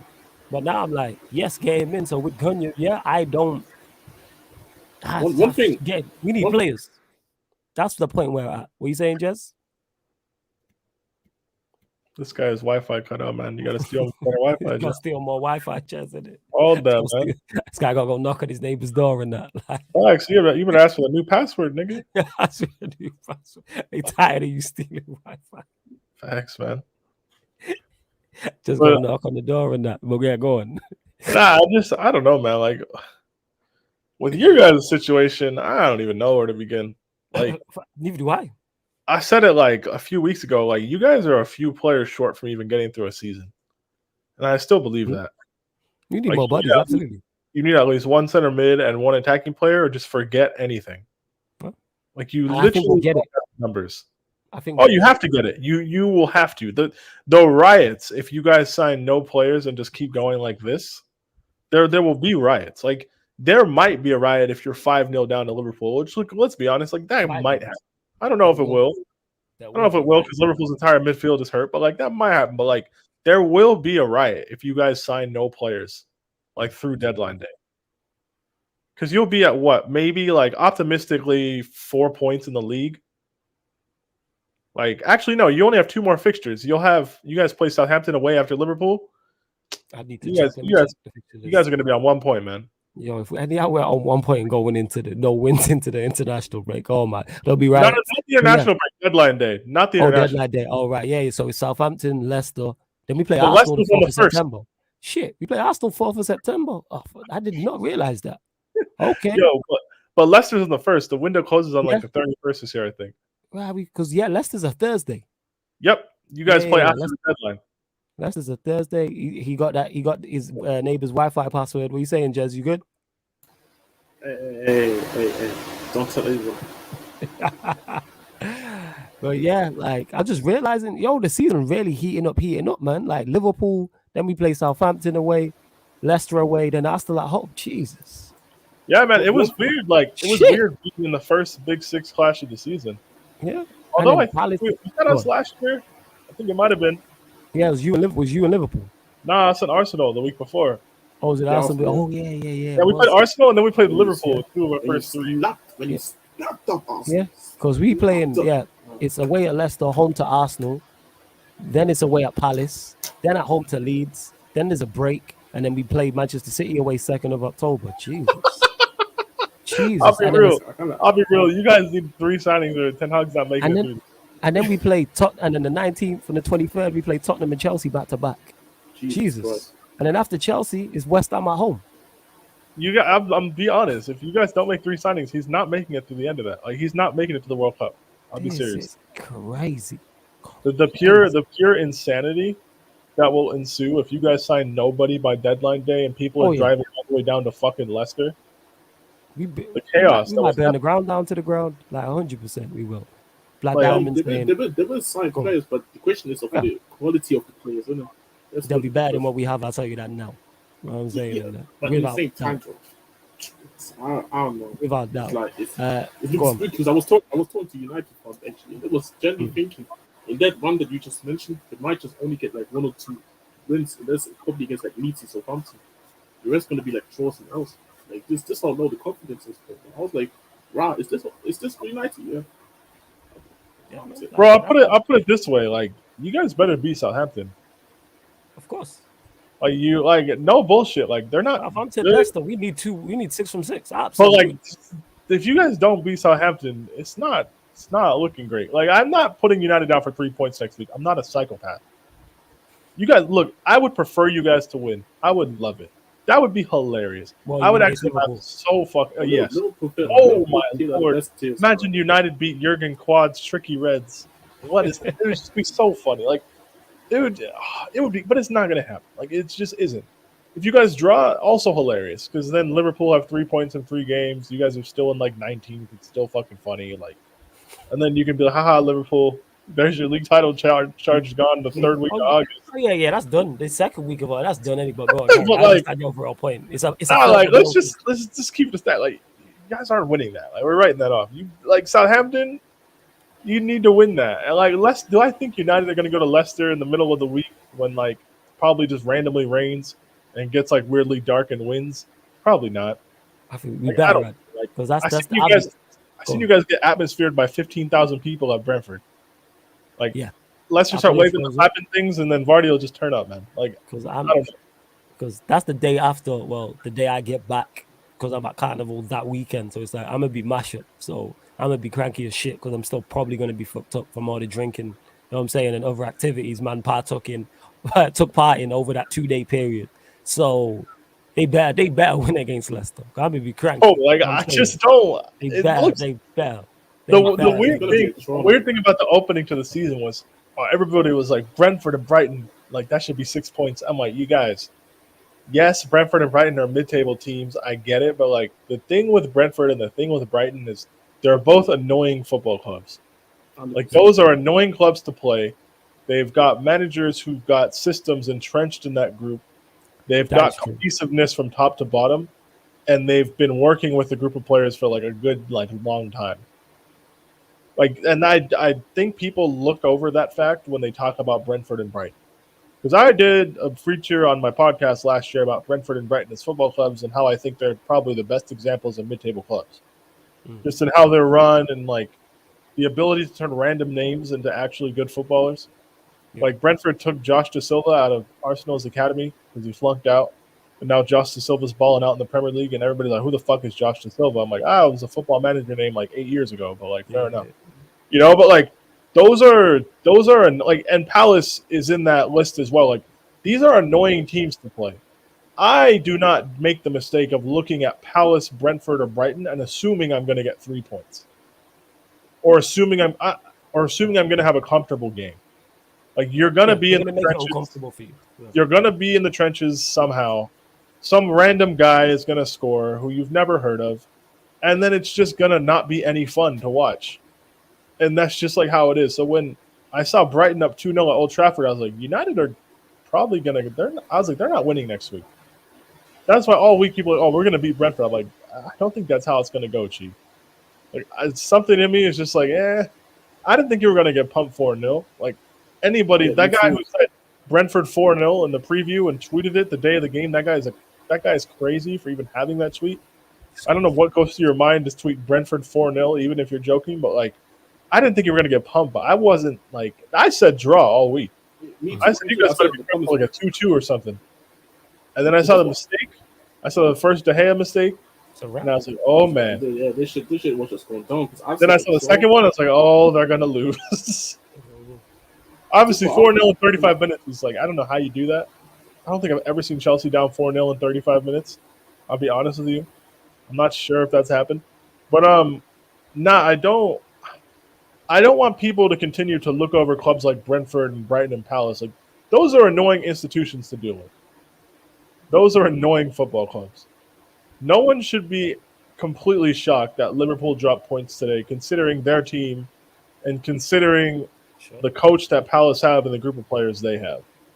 Like, we need to stop overlooking them. Yes, Arsenal beat Palace, but we're not going to sit here and ignore that Arsenal were in the trenches all second half. Mm-hmm. Like, we're not going to forget that. Go on, Jez. And yeah, Black Diamond, I've got it. I've started some of the questions, people, so I will get that. So I will get to them. Don't worry. But go on, Jez. What was you gonna say? No, I agree with that. I just said I agree with the fact that like I've said this, like Crystal Palace, especially like they're one of the teams where like I don't see them getting, or even when people saying they get relegated, surprisingly they did the job in and stayed up. So I was like, they just had to darken them. Eddie says, bro, they got too much of the darken them, bro, because like they're just different. Because even especially when you go to the Sunhouse Park and it's the same. It's shit, bro. How many people it's shit, but the atmosphere is just there. And last year they beat City, they beat Arsenal, they beat Tottenham, they beat us. They beat you guys. Yeah, Palace have the best Big Six against the Big Six. They have the best record. Yes, Right. and they drew against City at home, and they drew against Liverpool at Anfield today. And they had us in the trenches when we went to Selhurst Park and stole a 90th minute winner with Ziyech, which we didn't really deserve. But yeah, like even Brighton, they drew against us twice. They beat Tottenham. Brighton beat Arsenal. Brighton drew at Anfield. They got folded by City, but they always weirdly get folded by. They beat you guys 4-0, like last year. You know what I mean? Like these are Brentford went to Stamford Bridge and beat us 4-1. Brentford beat Arsenal. Yeah, Brentford beat Arsenal. Brentford drew with Liverpool 3-3. They lost to City. They lost to you guys twice, although they beat you guys this year. Like, these are all clubs who go to those bigger fixtures and are proven to, like, just cause issues. You know, like, they're not these pushover clubs. They're not an automatic 3 points on a Saturday afternoon. No, I hear that. I hear exactly what you're saying. Let me see. What have I missed? Let me get to some more. Calvin says, do you think there's a possibility Ten Hag gets sacked? And if so, where do you go after that? No. There's no possibility he gets sacked. And that's not because I believe the owners are good. They don't sack managers when they're supposed to. Even if Ten Hag was supposed to get sacked, let's say it goes horribly wrong, they won't sack him. There's many a time they should have sacked Oli. You can pinpoint Oli's reign. And there's so many times he should have been sacked. When this is the moment to sack him and they didn't do it. They're not footballing people. They don't make footballing decisions. So it's not a question of where do you go after that. Plus, they don't have no plan in place after that either. We've seen it with Ralph. There was no footballing decision with that. So no, Ten Hag will be fine regardless. I think the players are the ones that are in trouble. Like when you hear rumors of, even though I didn't believe it was true, Ronaldo's contract potentially being terminated. Even though, like I said, I don't believe that's true. That's common, like, you don't hear that about any other club. That's how much these players are on ropes. You don't hear that about any other top club. Never. Well, with us, well, we're just a soap opera as it is anyway. We're just Coronation Street, Hollyoaks, EastEnders rolled into one. So Ten Hag will be fine. Yeah, man, I said it, man. Keeping up at Carrington coming soon, man. Live on E. So much drama on the field and off the field. 110%. Bro, they can't. We'll sign players. Like, we'll do that knee-jerk reaction thing that Arsenal did after we beat them 8-2. And they went and signed Mertesacker. I think they got Santos' name. They signed Mikel Arteta as well. Yeah, Arteta. Yeah, they signed a whole load of players. That's what United are going to. Because one thing they will do is react to bad PR. And like I was saying, the block is scorching hot right now. It's ridiculously hot. So they're going to do anything it takes to cool it down. And what will cool it down is signings of any note. Not just, you don't have to be blockbuster names, but even a Rabiot, a Konya who we've been linked with, anybody else like that. They just need to seem to be doing more. And then someone mentioned it earlier about the hashtag empty Old Trafford and we're playing Liverpool and stuff like that. We know what they're like, but we'll see. Yeah, they can't really justify sacking him this early into his team. It's not justifiable. Like, the fallback would go on the board. They would. There is no way. They're not going to sack Ten Hag until they can justify that it's his fault that they're like this. Well, he's not been there long enough to take any substantial blame, so they're going to just keep him there. Absolutely. Just keep, the earliest I could see them departing with him is like the World Cup time, and that's if results don't improve You'll start to see leaks and stuff. People will paint this as if it's Ten Hag's fault that your club is a mess, and they'll probably do the lazy thing and appoint Pochettino. And you might get a little bit better results in the short term. So I believe Poch is better equipped to handle the current state of Manchester United than Ten Hag, but I That's don't fair. think Pochettino is a better manager or a better coach. He's just used to working with chaos and instability. That's fair. Ten Hag is kind of naive in the fact that like he's used to working under structure and like competent people that know what they're doing. Mm-hmm. That's not Manchester United. Facts. Like that would be great if it was. You all want it to be, but that's not the reality. Absolutely. Bill Like Simmons. you can't fault the man for being used to working with people who know what they're doing, but now he's not. You have to know how to move in chaos to preserve your short term self interest, right? So like that is kind of the earliest I could see them parting, and Pochettino is the natural successor. You'd kind of be in the same boat if you just painted the boat a different color. But like, like what are you gonna do, man? I It's don't late. know. It's hard. That's why I think like he gets at least bare minimum he gets this season. A lot of people just want to see Ten Hag fail. When I say that, when I see United fans talk about, oh, I'll be Ten Hag out if these are not his players. This is not his team. I said I'll give him the season. Of course, if we're languishing in November, December, and we're frigging in 17th, 18th, 19th, I can't defend it. You know what I'm saying? And I can't defend any of the players. But will results turn around? Yes. The sky is not falling. It just feels like it is. And maybe that's me. Maybe I'm cynical. Like it's my cynical nature. But that's how I look at it. Because when I look at the team we have, yeah, they're not performing right now, but the quality is still there to push up the table. And I don't really rate the Premier League too highly either. Said this before, I'll say this again. So it's kind of like we just seen West Ham, who people are tipping top 6. Just they hit the bar twice, but go lose to a newly promoted side. We've seen what's happened with Liverpool today in the opening day, and the list goes on and on and on. And like I said, we'll sign players and get it together to the point where we'll run banter about United getting relegated, but United will be fine. And when I say fine, people, I'm talking about in terms of like top 6. Like I think we'll be absolutely cool with that. Worst I'm case looking at scenario, the I think we'll be fixtures. go on. Once you get past playing us at Stamford Bridge in October, everything is pretty calm until the new year. Yeah, Like we'll if you be guys can just fucking survive, yeah, and I think we'll do that because we then did it like last year. you play like West Ham, Villa, Fulham, Forest, Wolves will be annoying. Yeah, we'll Bournemouth at be home, easy. and then you go play City and Arsenal back to back, and then like it's like all right, cool. Like, but there's points to pick up. You just need to do that, and just the team needs to be more competitive in the short term. Yeah, that's If that's the biggest issue. I'm Ten Hag, I'm compromising my principles a little bit I've said this to already. be a bit more solid. Like I understand wanting to die on your sword and stuff, but like they'll let him actually die. Like the whole 100%.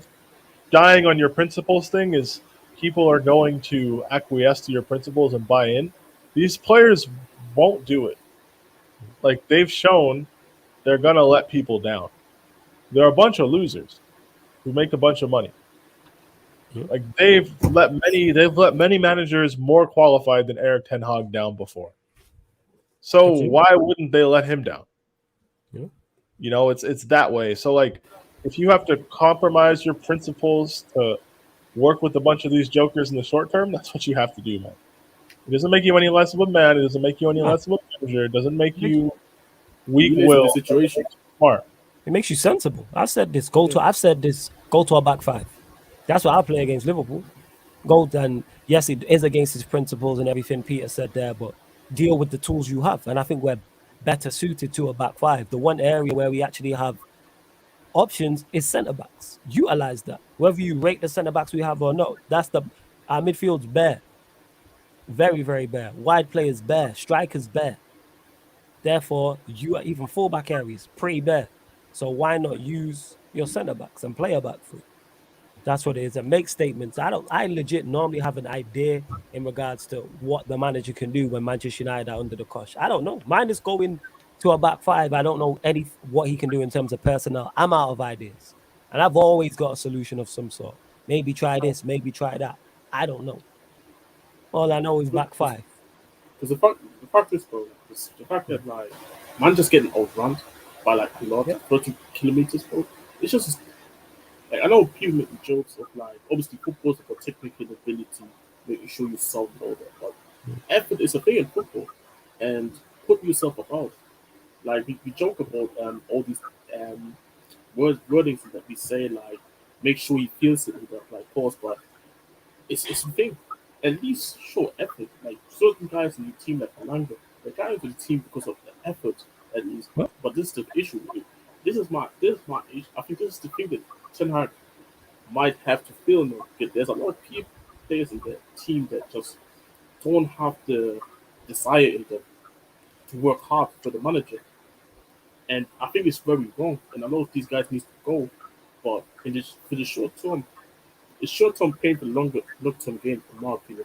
So he has to deal with it somehow, some way, and minimize the problems. And for me, if he's going to continue playing the way he wants to play, I feel like he can't get punished for this unless these guys are actually going to look at themselves in the mirror and says, "Yo, what we doing is not right. Let's actually start showing some more, putting ourselves more about." Because that at least the minimum. Because I'm sorry, but being down 4-0 down to Brentford, 40 minutes, even if you lost the game for the whole 90, being down 4-0 that fast, it's just a disgrace. The players just don't care, bro. Like like I understand Liverpool's going to be a tough challenge, expected to lose, and if they lose, okay. But the next game, then a reaction needs to be shown by the players. If they don't do it, and Ten Hag just continues then to overplay his system, it could get spooky. It's not the dropping points or the losing. It's what it looks like. it's the manner. Like you can. I'll be honest. United probably. I'll say they should lose to Liverpool just because of where they're at and where Liverpool should be at. But like in terms of players available, if the United players had any like actual pride and like willingness to like get this shit right, next week is a perfect chance. You don't need to win. You need to point a You just performance. need to fight and show that you're down for it. Yeah. Liverpool's best midfield players aren't available. They're probably down to Nat Phillips and Van Dijk at center back.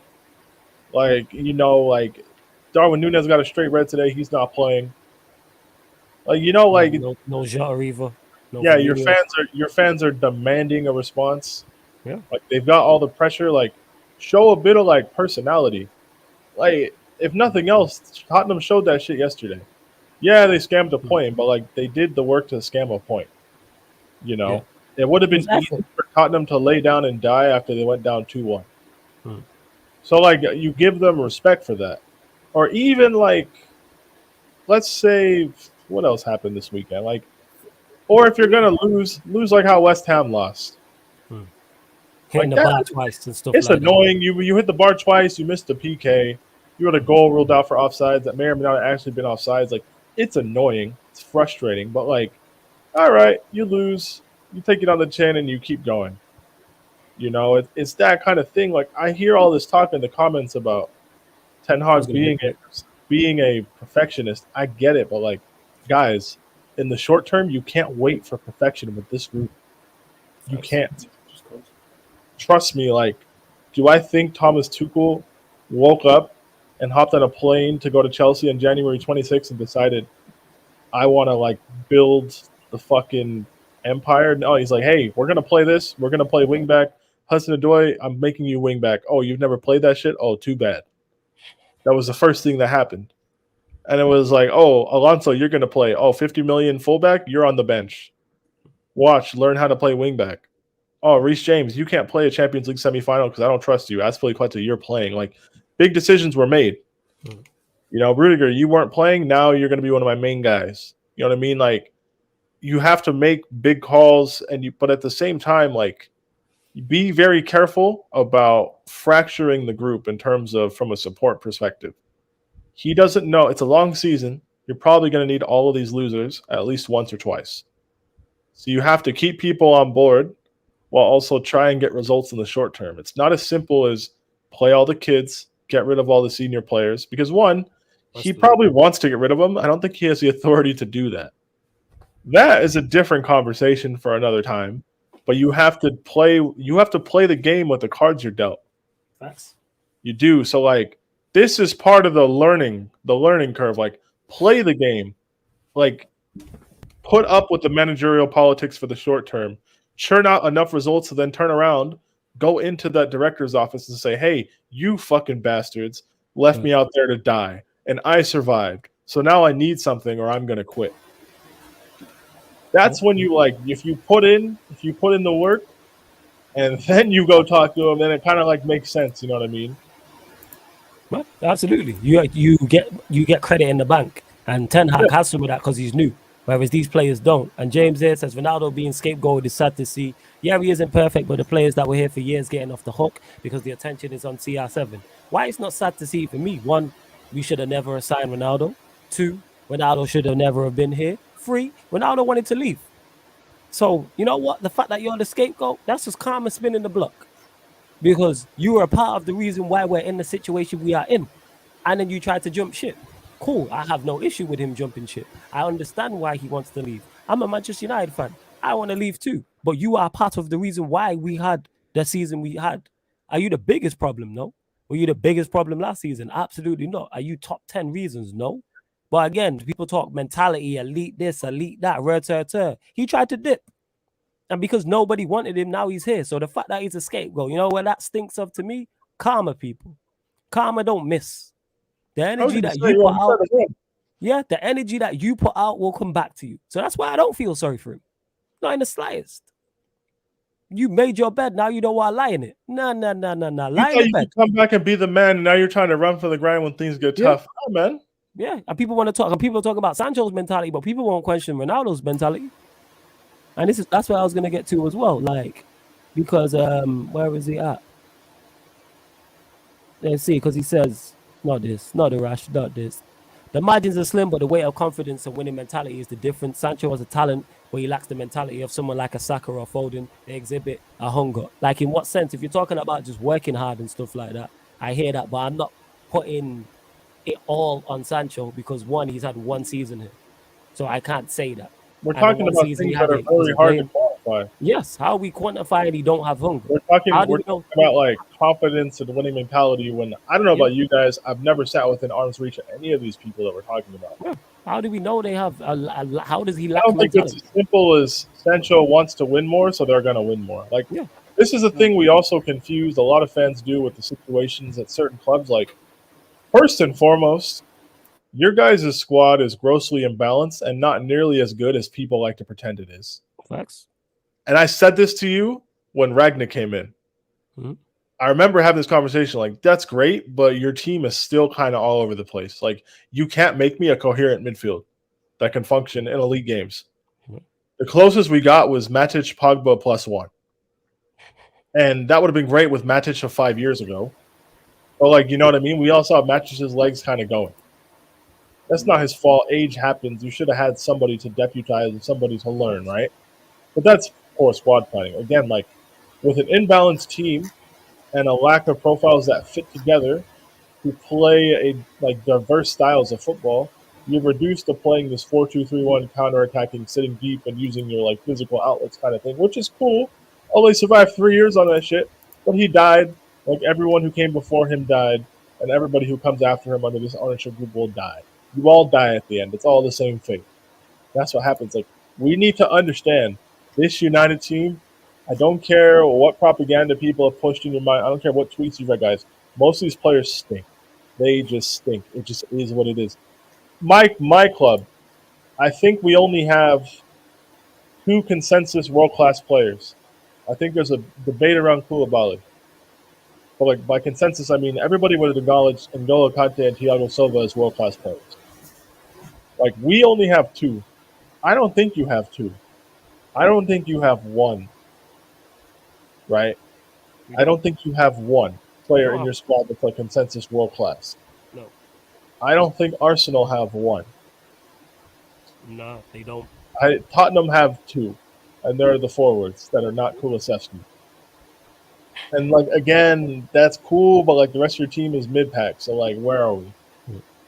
Again, like, so, like, we need to talk about the level of the team, not what the badge represents and what United represent historically and what you think of when you think of Man United. This isn't the fucking Van Nistelrooy, Ryan Giggs, Scholes, and fucking Ferdinand spine of a team. This isn't that.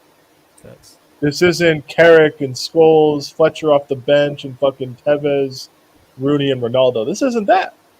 They don't have savages like that anymore. They don't. Like it just is what it is. They're not that cold. They are more famous than they are good. That's And facts. once we get there, once we all acknowledge that, then we can really see the problems for what it is. Don't do this whole "we're united, we should be competing" thing. No, you can't. Nonsense. We are united your way to 3 points against Brentford. They didn't give a fuck that you were Man United. They hopped on that pitch, said, "Hey, these niggas are pussy. They're trash. We're gonna pinch the ball off them and we're gonna score." Like it was like, hey, at the end of the day, guys, your midfield was Bruno, Eriksson, and Fred. Their midfield was Janelt, Jensen, and one other. Like the level isn't that much different to me in terms of quality. It's not that far apart. When Brighton went to OT with Gross, Lallana, and what's his face Caicedo in midfield, that wasn't worse than McFred and Bruno. It wasn't. I don't think it is, at least. If you do, Wow, I agree with you. fair Fair enough. enough. You can disagree. And he says, I don't know, man. I think he needs talking about Sancho here. I don't know. I think he needs some elite coaching. Guardiola with that kid watching video analysis for a full week. He's coasting right now. That's all well and good. But if Guardiola had this team, he would grow hair. His hair would grow magically. You know what I'm saying? We've seen Guardiola with better teams struggle. Go look at the Manchester City talent in the team when he first got here, what he ripped up and how he couldn't win with that. You know what I'm saying? So saying, oh, Guardiola would have him doing this and that. Nobody's successful. Black Diamond already said it. Nobody is successful at Manchester United. Nobody. But people want to pinpoint Sancho and talk about mentality, this and that. And he's been here one season. Is look at what is around him. He has Ronaldo, Rashford, Bruno, McTominay, Fred. Nobody is succeeding with that. Take prime Ronaldinho. Take prime Brazilian Ronaldo. Take prime Zidane. Nobody is succeeding with that. Nobody. Take the best player. Take Son. Take Kane. Whoever you think the best attacker is. I'm saying take a prime Aguero. Take Mo Salah. Take prime Mane. Whoever you want to go and get. None of them are succeeding in the system with those players. This is why I'm so critical, and James is still here defending Ronaldo. This is what I'm talking about. Ronaldo was available, and nobody made a bid. Why did nobody make an official bid if this guy's that good and scores all of these goals and rare? Because he's just not it. Bruno, just not it. Rashford, just We not have it. no strikers, and we don't want your striker. There we go. Their striking options are Havertz and Michu Batshuayi. And Tuchel, who's a very intelligent man, still said no. He said, get me Anthony Gordon. He said, get me Aubameyang. It is what it Get is, me a man. Rafinha. Still They've been linked with line. Zaha. You know what I'm saying? And that, like, this Hey, is I'll what I'm take talking Zaha. I don't care what anyone says. I rate Zaha. Bro, we gotta saying. stop pretending like Wilfred Zaha is not good at football. Yeah. I'll be honest. Okay, let me get to this before you go. Atletico Madrid won him flawless. How you still believing that no one wants him because the media is saying that? To this day, he wants to leave because he has a move lined up. Where's the official bid, James? Stop defending this guy. Why do you continue to defend this guy and be upset, and go back and forth, should I say, with me about this? If a player is wanted, you make an official bid. Timo Werner left your club, right, Peter? Yeah. Who came in for him? Oh, Leipzig, man. He had to Leipzig. go back to the ground. And Leipzig made an official bid, correct? 100%, man. They made an 25 official mil, bid because they wanted him. Sarr left because Monaco made an official bid. So you telling me somebody's going to make an official bid for Cristiano Ronaldo and we don't hear about it? It's not about the media saying that. That's nonsense. You just don't want to accept that nobody wants this guy. If Atletico Madrid want him, why have they not made an official bid? This guy said this 6 weeks ago. This is weeks ago. He said this before the season started. We're now game week 2. Wait, even 6 weeks, probably 3, 4. Let's call it a month. Someone in the chat will get me right, but I'm gonna say a month. Well, even if it's 3 weeks, where's the official bid? Let Harry Kane. Jez, let me ask you a question. If Harry Kane today, on the 16th of August, said he wanted to leave Spurs and how Hey, long? That's what we saying. Yo, no, Jez, how long do you think it would take before would somebody come in for him within 2 days? Oh, 100%, bro. It's important. Okay, let me continue that question. If Son said he wanted to leave Spurs, does somebody come in for Spurs? I mean, does somebody come in for him making a bid in 2 days? 100%. Okay, so Cristiano Ronaldo said all this and there's still been no official bid. Is there interest? Of course. Why would you not be interested? Is Ronaldo interest? Yes. Interest is all well and good. I'm saying, where's the Like bit? for example, we are interested. For example, we were interested actually in Koulibaly, but we never made the bid on. And he probably Okay. didn't even want to come. So, like I said, being interested in actually going for a player is two different things. Like you can be interested in every player. Like, I could be interested. Spurs could be interested to Neymar. That doesn't mean he's gonna come or be making a bid for him. Exactly. Interest is You a have to whole understand. different thing. All right, come September 1st, he won't be at Manchester United. You'll see. Hold me to that. I'm gonna take a picture of that. Hold on. Where's my phone? Hold on. I'm gonna take a shot of this. Because when he is, that's what it is. But I love how you've ignored the point. Where's the official bid, James? You believe someone's gonna come in for him. Cool. You can believe that. I disagree with that opinion, and so forth. I'm right. I said this already. Bro, if Nobody the team was wanted gonna come Ronaldo up with that him. bad, they would have got him. Facts. Exactly, man. It's not Facts. like he's Where's on the He's bid? been angling for a move all summer, man. He came back. Where's the bid? He came back to join the team late. Didn't start the first match because he wasn't fit. Ronaldo did everything to force a move. Like we're not even hearing clubs actively being linked to him at all. Bro, Bayern Munich are playing Mane right now as the post man, having Musiala there behind him instead of trying to go and get Cristiano. Because you know why? Because he knows Nagelsmann knows if Cristiano comes, it disrupts the harmony and the fluidity in the front three, bro. And people, lots of teams know this about Cristiano. Because at the end of the day, most teams don't play for culture anymore. Because football is a system game now. And I always keep saying this about Cristiano. Don't get it twisted. He had a great legacy in that. But what he is right now, most teams don't need that in the striker. They prefer to even have a low profile type of guy nobody knows about. But they prefer him because of what he can bring to the game. Instead of having somebody that just only scores goals. And people just realize that a lot of people's love for Cristiano's crazy. I've seen people in especially his stunts, talking about he doesn't deserve this. What do you mean he doesn't deserve this, bro? He signed up for this. Like, what do Yeah, you mean? exactly. And Sean says, I'll be real, if I was a United fan, I'd be backing Sancho ahead of any other player. He had something to prove at Dortmund and Dortmund at City made a mistake. That's why I'm talking his mentality is lacking. I'm not backing any of these players. I've already said, apart from the new signings and the manager, that Sancho has to deliver this season. I'm done defending him. The reason why I defend him is because you've only been here one season. I'll always give players 2 seasons. All the time. I'll always give players 2 seasons. But with him, the first season happened, cool. Same with Varane, I'm on that boat with him. But now when you play, you have to deliver. Otherwise, I'm just going to look at Sancho like I look at all the other players and same for Varane. That's why Martinez and Malacia and Eriksen, I'm not going to be heavily critical of. I'm like, I know the mess you're walking into, and it's your first season here. Second season, though, same goals apply. I keep the same energy. I don't care if it's my favorite player or not. Like Sancho, currently my favorite player of this team. But if he don't deliver, I don't it won't defend him. Like it's not that. Ronaldo's one of my favorite players of all time. And hear how I talk about him. And when I say all time, he's one of my favorite Manchester United players of all time. He cracks my top 3. And then top 5 in my all time that I've seen. I've been watching football a long time, people. And when Cristiano Ronaldo gets into my top 5, this is how much I like him as a footballer. Love him as a footballer. And what he did for my football club. However, it's 2008, it's 2022. It's not 2022. And yeah, James, you can say this. I'll be here in September the 1st when he's at another Champions League team wondering how he got the move like it wasn't planned a month ago. He's not going anywhere. James, what Champions League team is he moving to? Yeah, where's he going to? Yeah, that's the question. Yeah. James, where is he going to?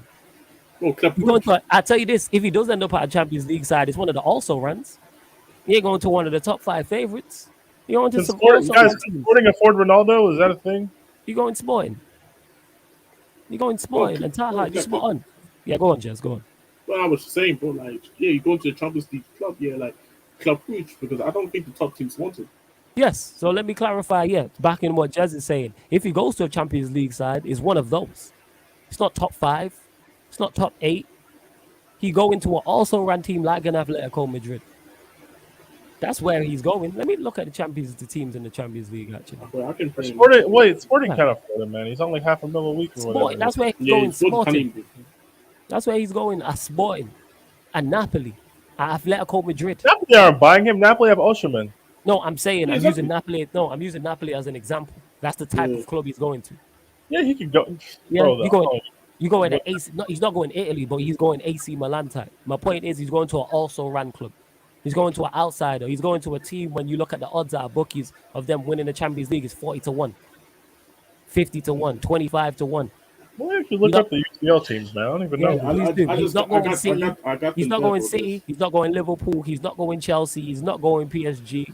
He's not going Real Madrid. You see what Perez said? There's a clip of it. Yeah. Rans Yeah, I've played seen it. it, I've seen Hey, it. Ronaldo at Marseille, man. Let's run it. Yeah, Marseille. That's where he's going, to Marseille. Let's run it, Marseille. man. Hey, Hey, Ronaldo at Frankfurt, man. Let's run it. Yeah, you going Stuttgart. You like Yeah, he going Stuttgart, man. Hey, Ronaldo at Shakhtar, man. Let's go. Fuck us. Shakhtar Yeah, Donetsk. Shakhtar Donetsk. I'm It's saying. weird. Shakhtar Donetsk probably has the money to pay him too. So like, let's go, bro. But I'm looking at all the teams, the serious teams that can actually win it, bro. None of them are gonna take them. I'm sorry, bro. Nothing is not a team that's serious. Bro, if a serious club at the UCL wanted him, they would have bought him already. The UCL starts in like 3 weeks, guys. They would have Chelsea. If Chelsea wanted him, Tuchel signing him. They made a bid for Anthony Gordon. They went in for Rafinha. They signed Sterling. They're interested in Aubameyang. They signed Koulibaly. They signed. Bro, we're playing Cucurella. Armando Broja instead of signing Ronaldo. Like, There we go. Bro is getting minutes. Yes. Bro, Well, Ronaldo's this guy who's going to go. Again, James, let me ask you the question before I get to this. I actually agree with most of what you said in this last comment. What Champions League side is he going to? Please let me know. This is a great debate. Let me know what Champions League team is picking him up. List them, please. Ronaldo's never been a dressing room problem until this toxic club vilified him, just like they did with Pogba until the day he left.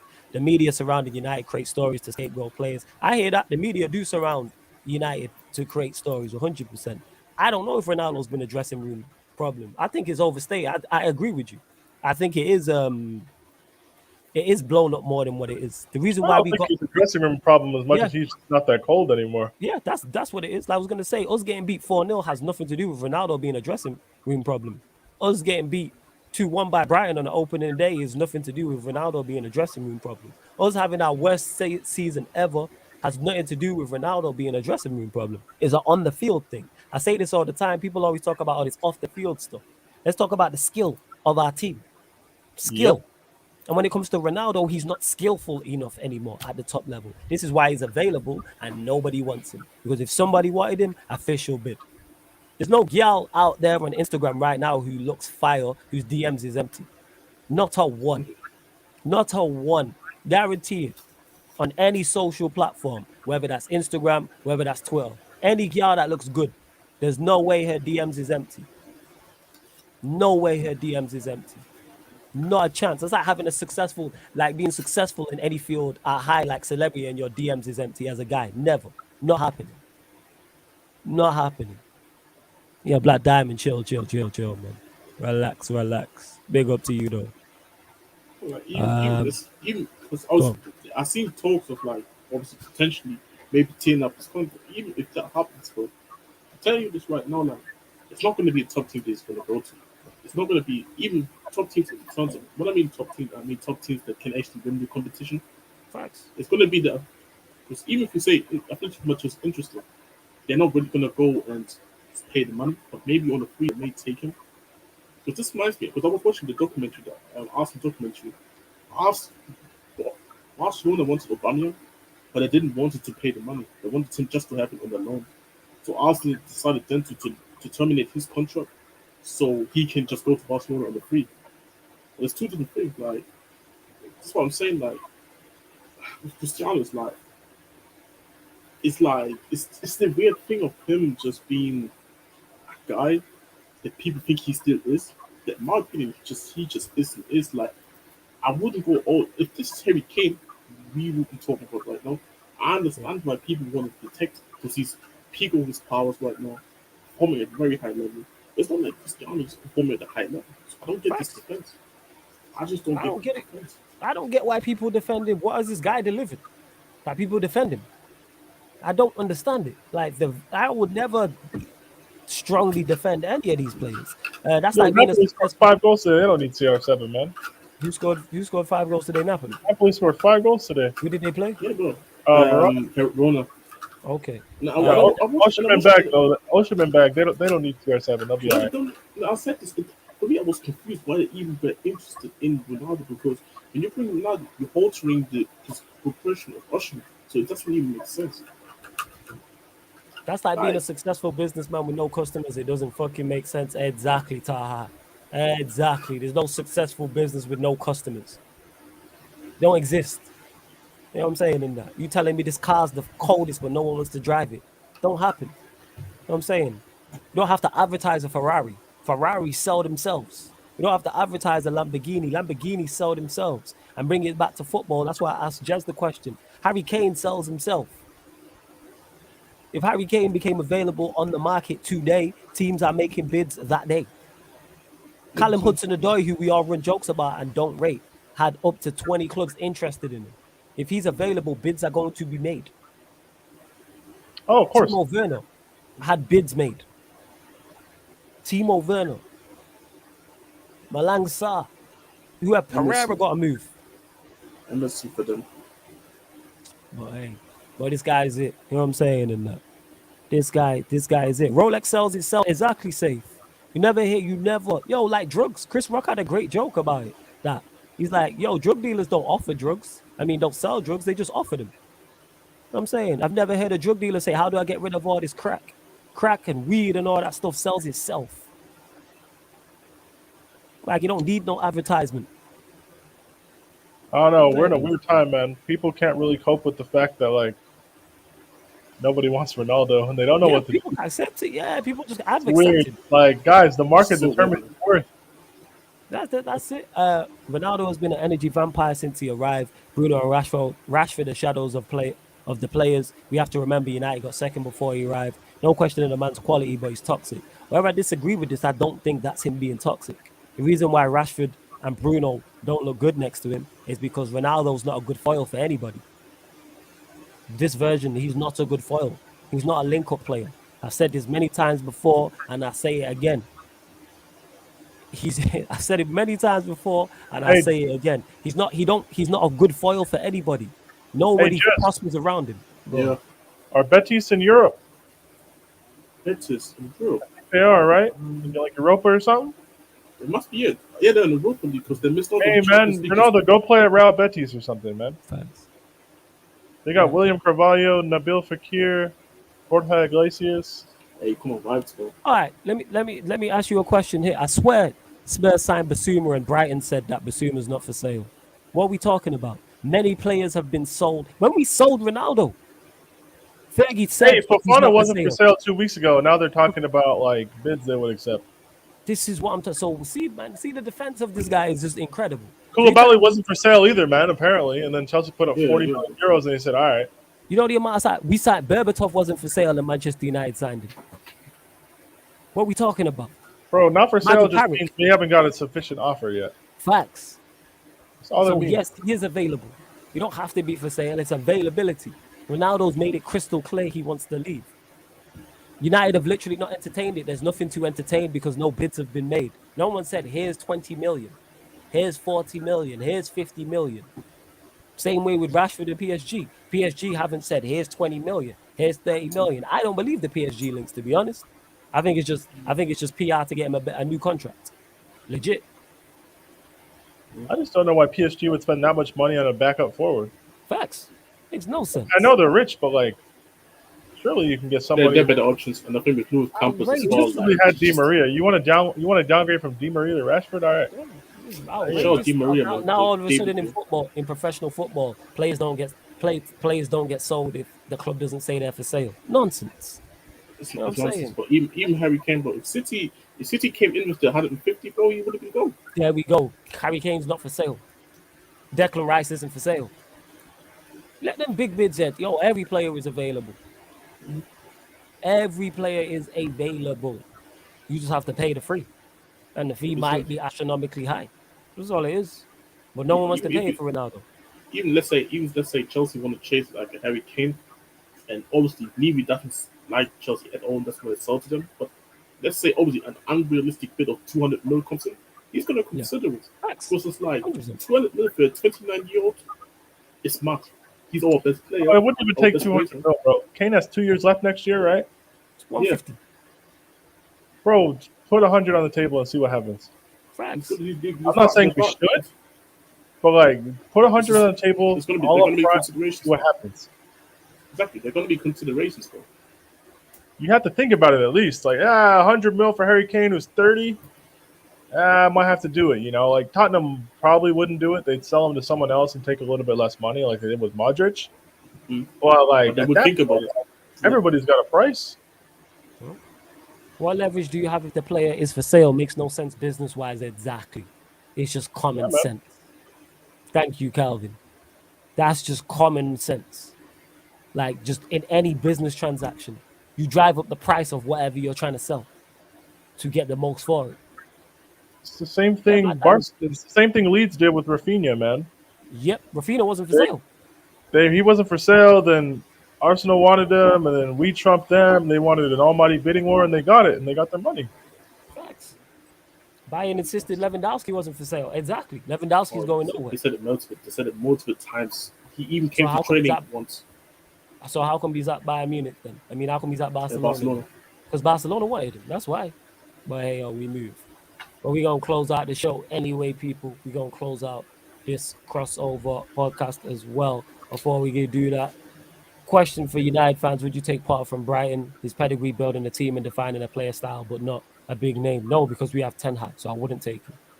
I'm seeing what this manager does. I like the manager we currently have in charge. He's played 2 games. He's played 2 competitive matches.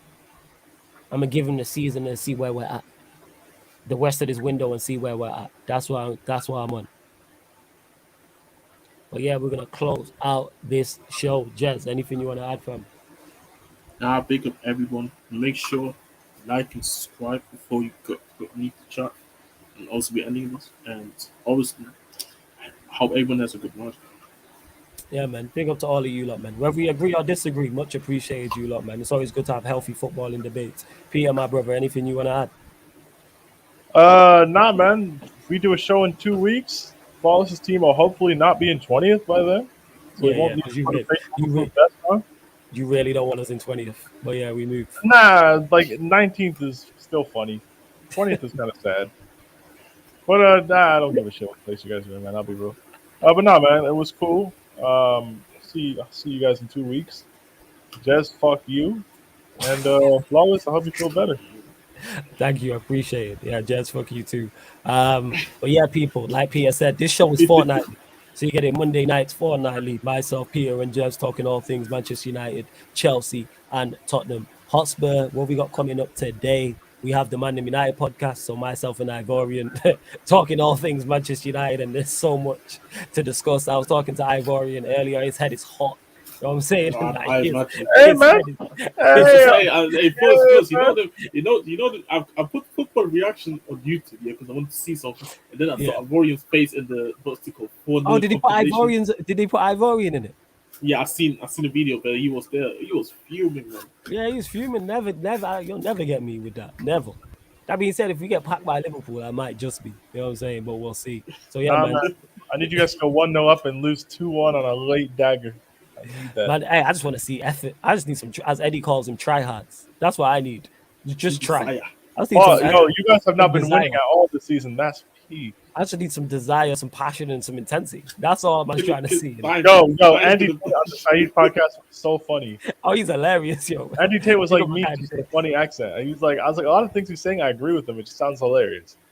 Andy Tate is good. Definitely, people. I'm gonna get Andy Tate over here on the channel, 100%.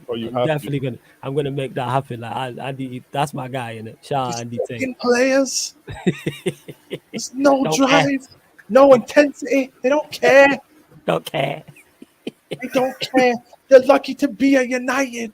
These fucking players just grab their phones and they're all on it. Social media, TikTok, Facebook, and it's just like, oh my god, I feel them though.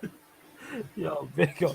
Make sure you go check out the Unfiltered podcast. That's myself, Saeed, and Andy Tate. Big up, what's it called? James as well. He'll be back on there soon. I've done a playlist on this channel, people. So it's every Sunday, 8 p.m. Every Sunday, 8 p.m.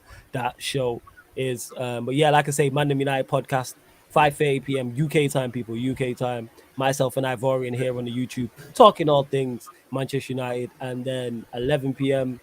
Wait, what else we got coming up? You may get in the mud. I'm not sure. It's if Tox is about or not. He says he is. That'll be live on the Twitch though. So we'll probably be talking more because Tox is another one. His head's hot. know what I'm saying? And that he's pissed. My brother's pissed about United. All right, man. So, like, he's pissed. And then 11 p.m. again on the Twitch, Sarcasm City Sports Q&A, the members edition, people. It's the members edition. It's one of the perks. So if you want to join the membership, that's how you get on the channel. And then through that, you may end up on the channel parent. That's how Eddie got in here. Eddie was a member, was on the members Q&As. I was like, I like this guy, knows his stuff, funny, and he's a United fan. Now he does a weekly show on here. Like, you see him everywhere. Like, once you're on Sarcasm City, you're everywhere. Like, legit. Once you enter the city, like, you just go around to all the different shows. Everyone shows up everywhere. Thanks, man. So yeah, man. Membership links in the pinned comment. But yo, just love to all of you lot who continue to support. Appreciate it. And this has been the ManDem United podcast meets the Ballers at the Bridge podcast meets Talking at Tottenham Talk podcast live on the Sarcasm TV YouTube. Thank you very much for tuning in.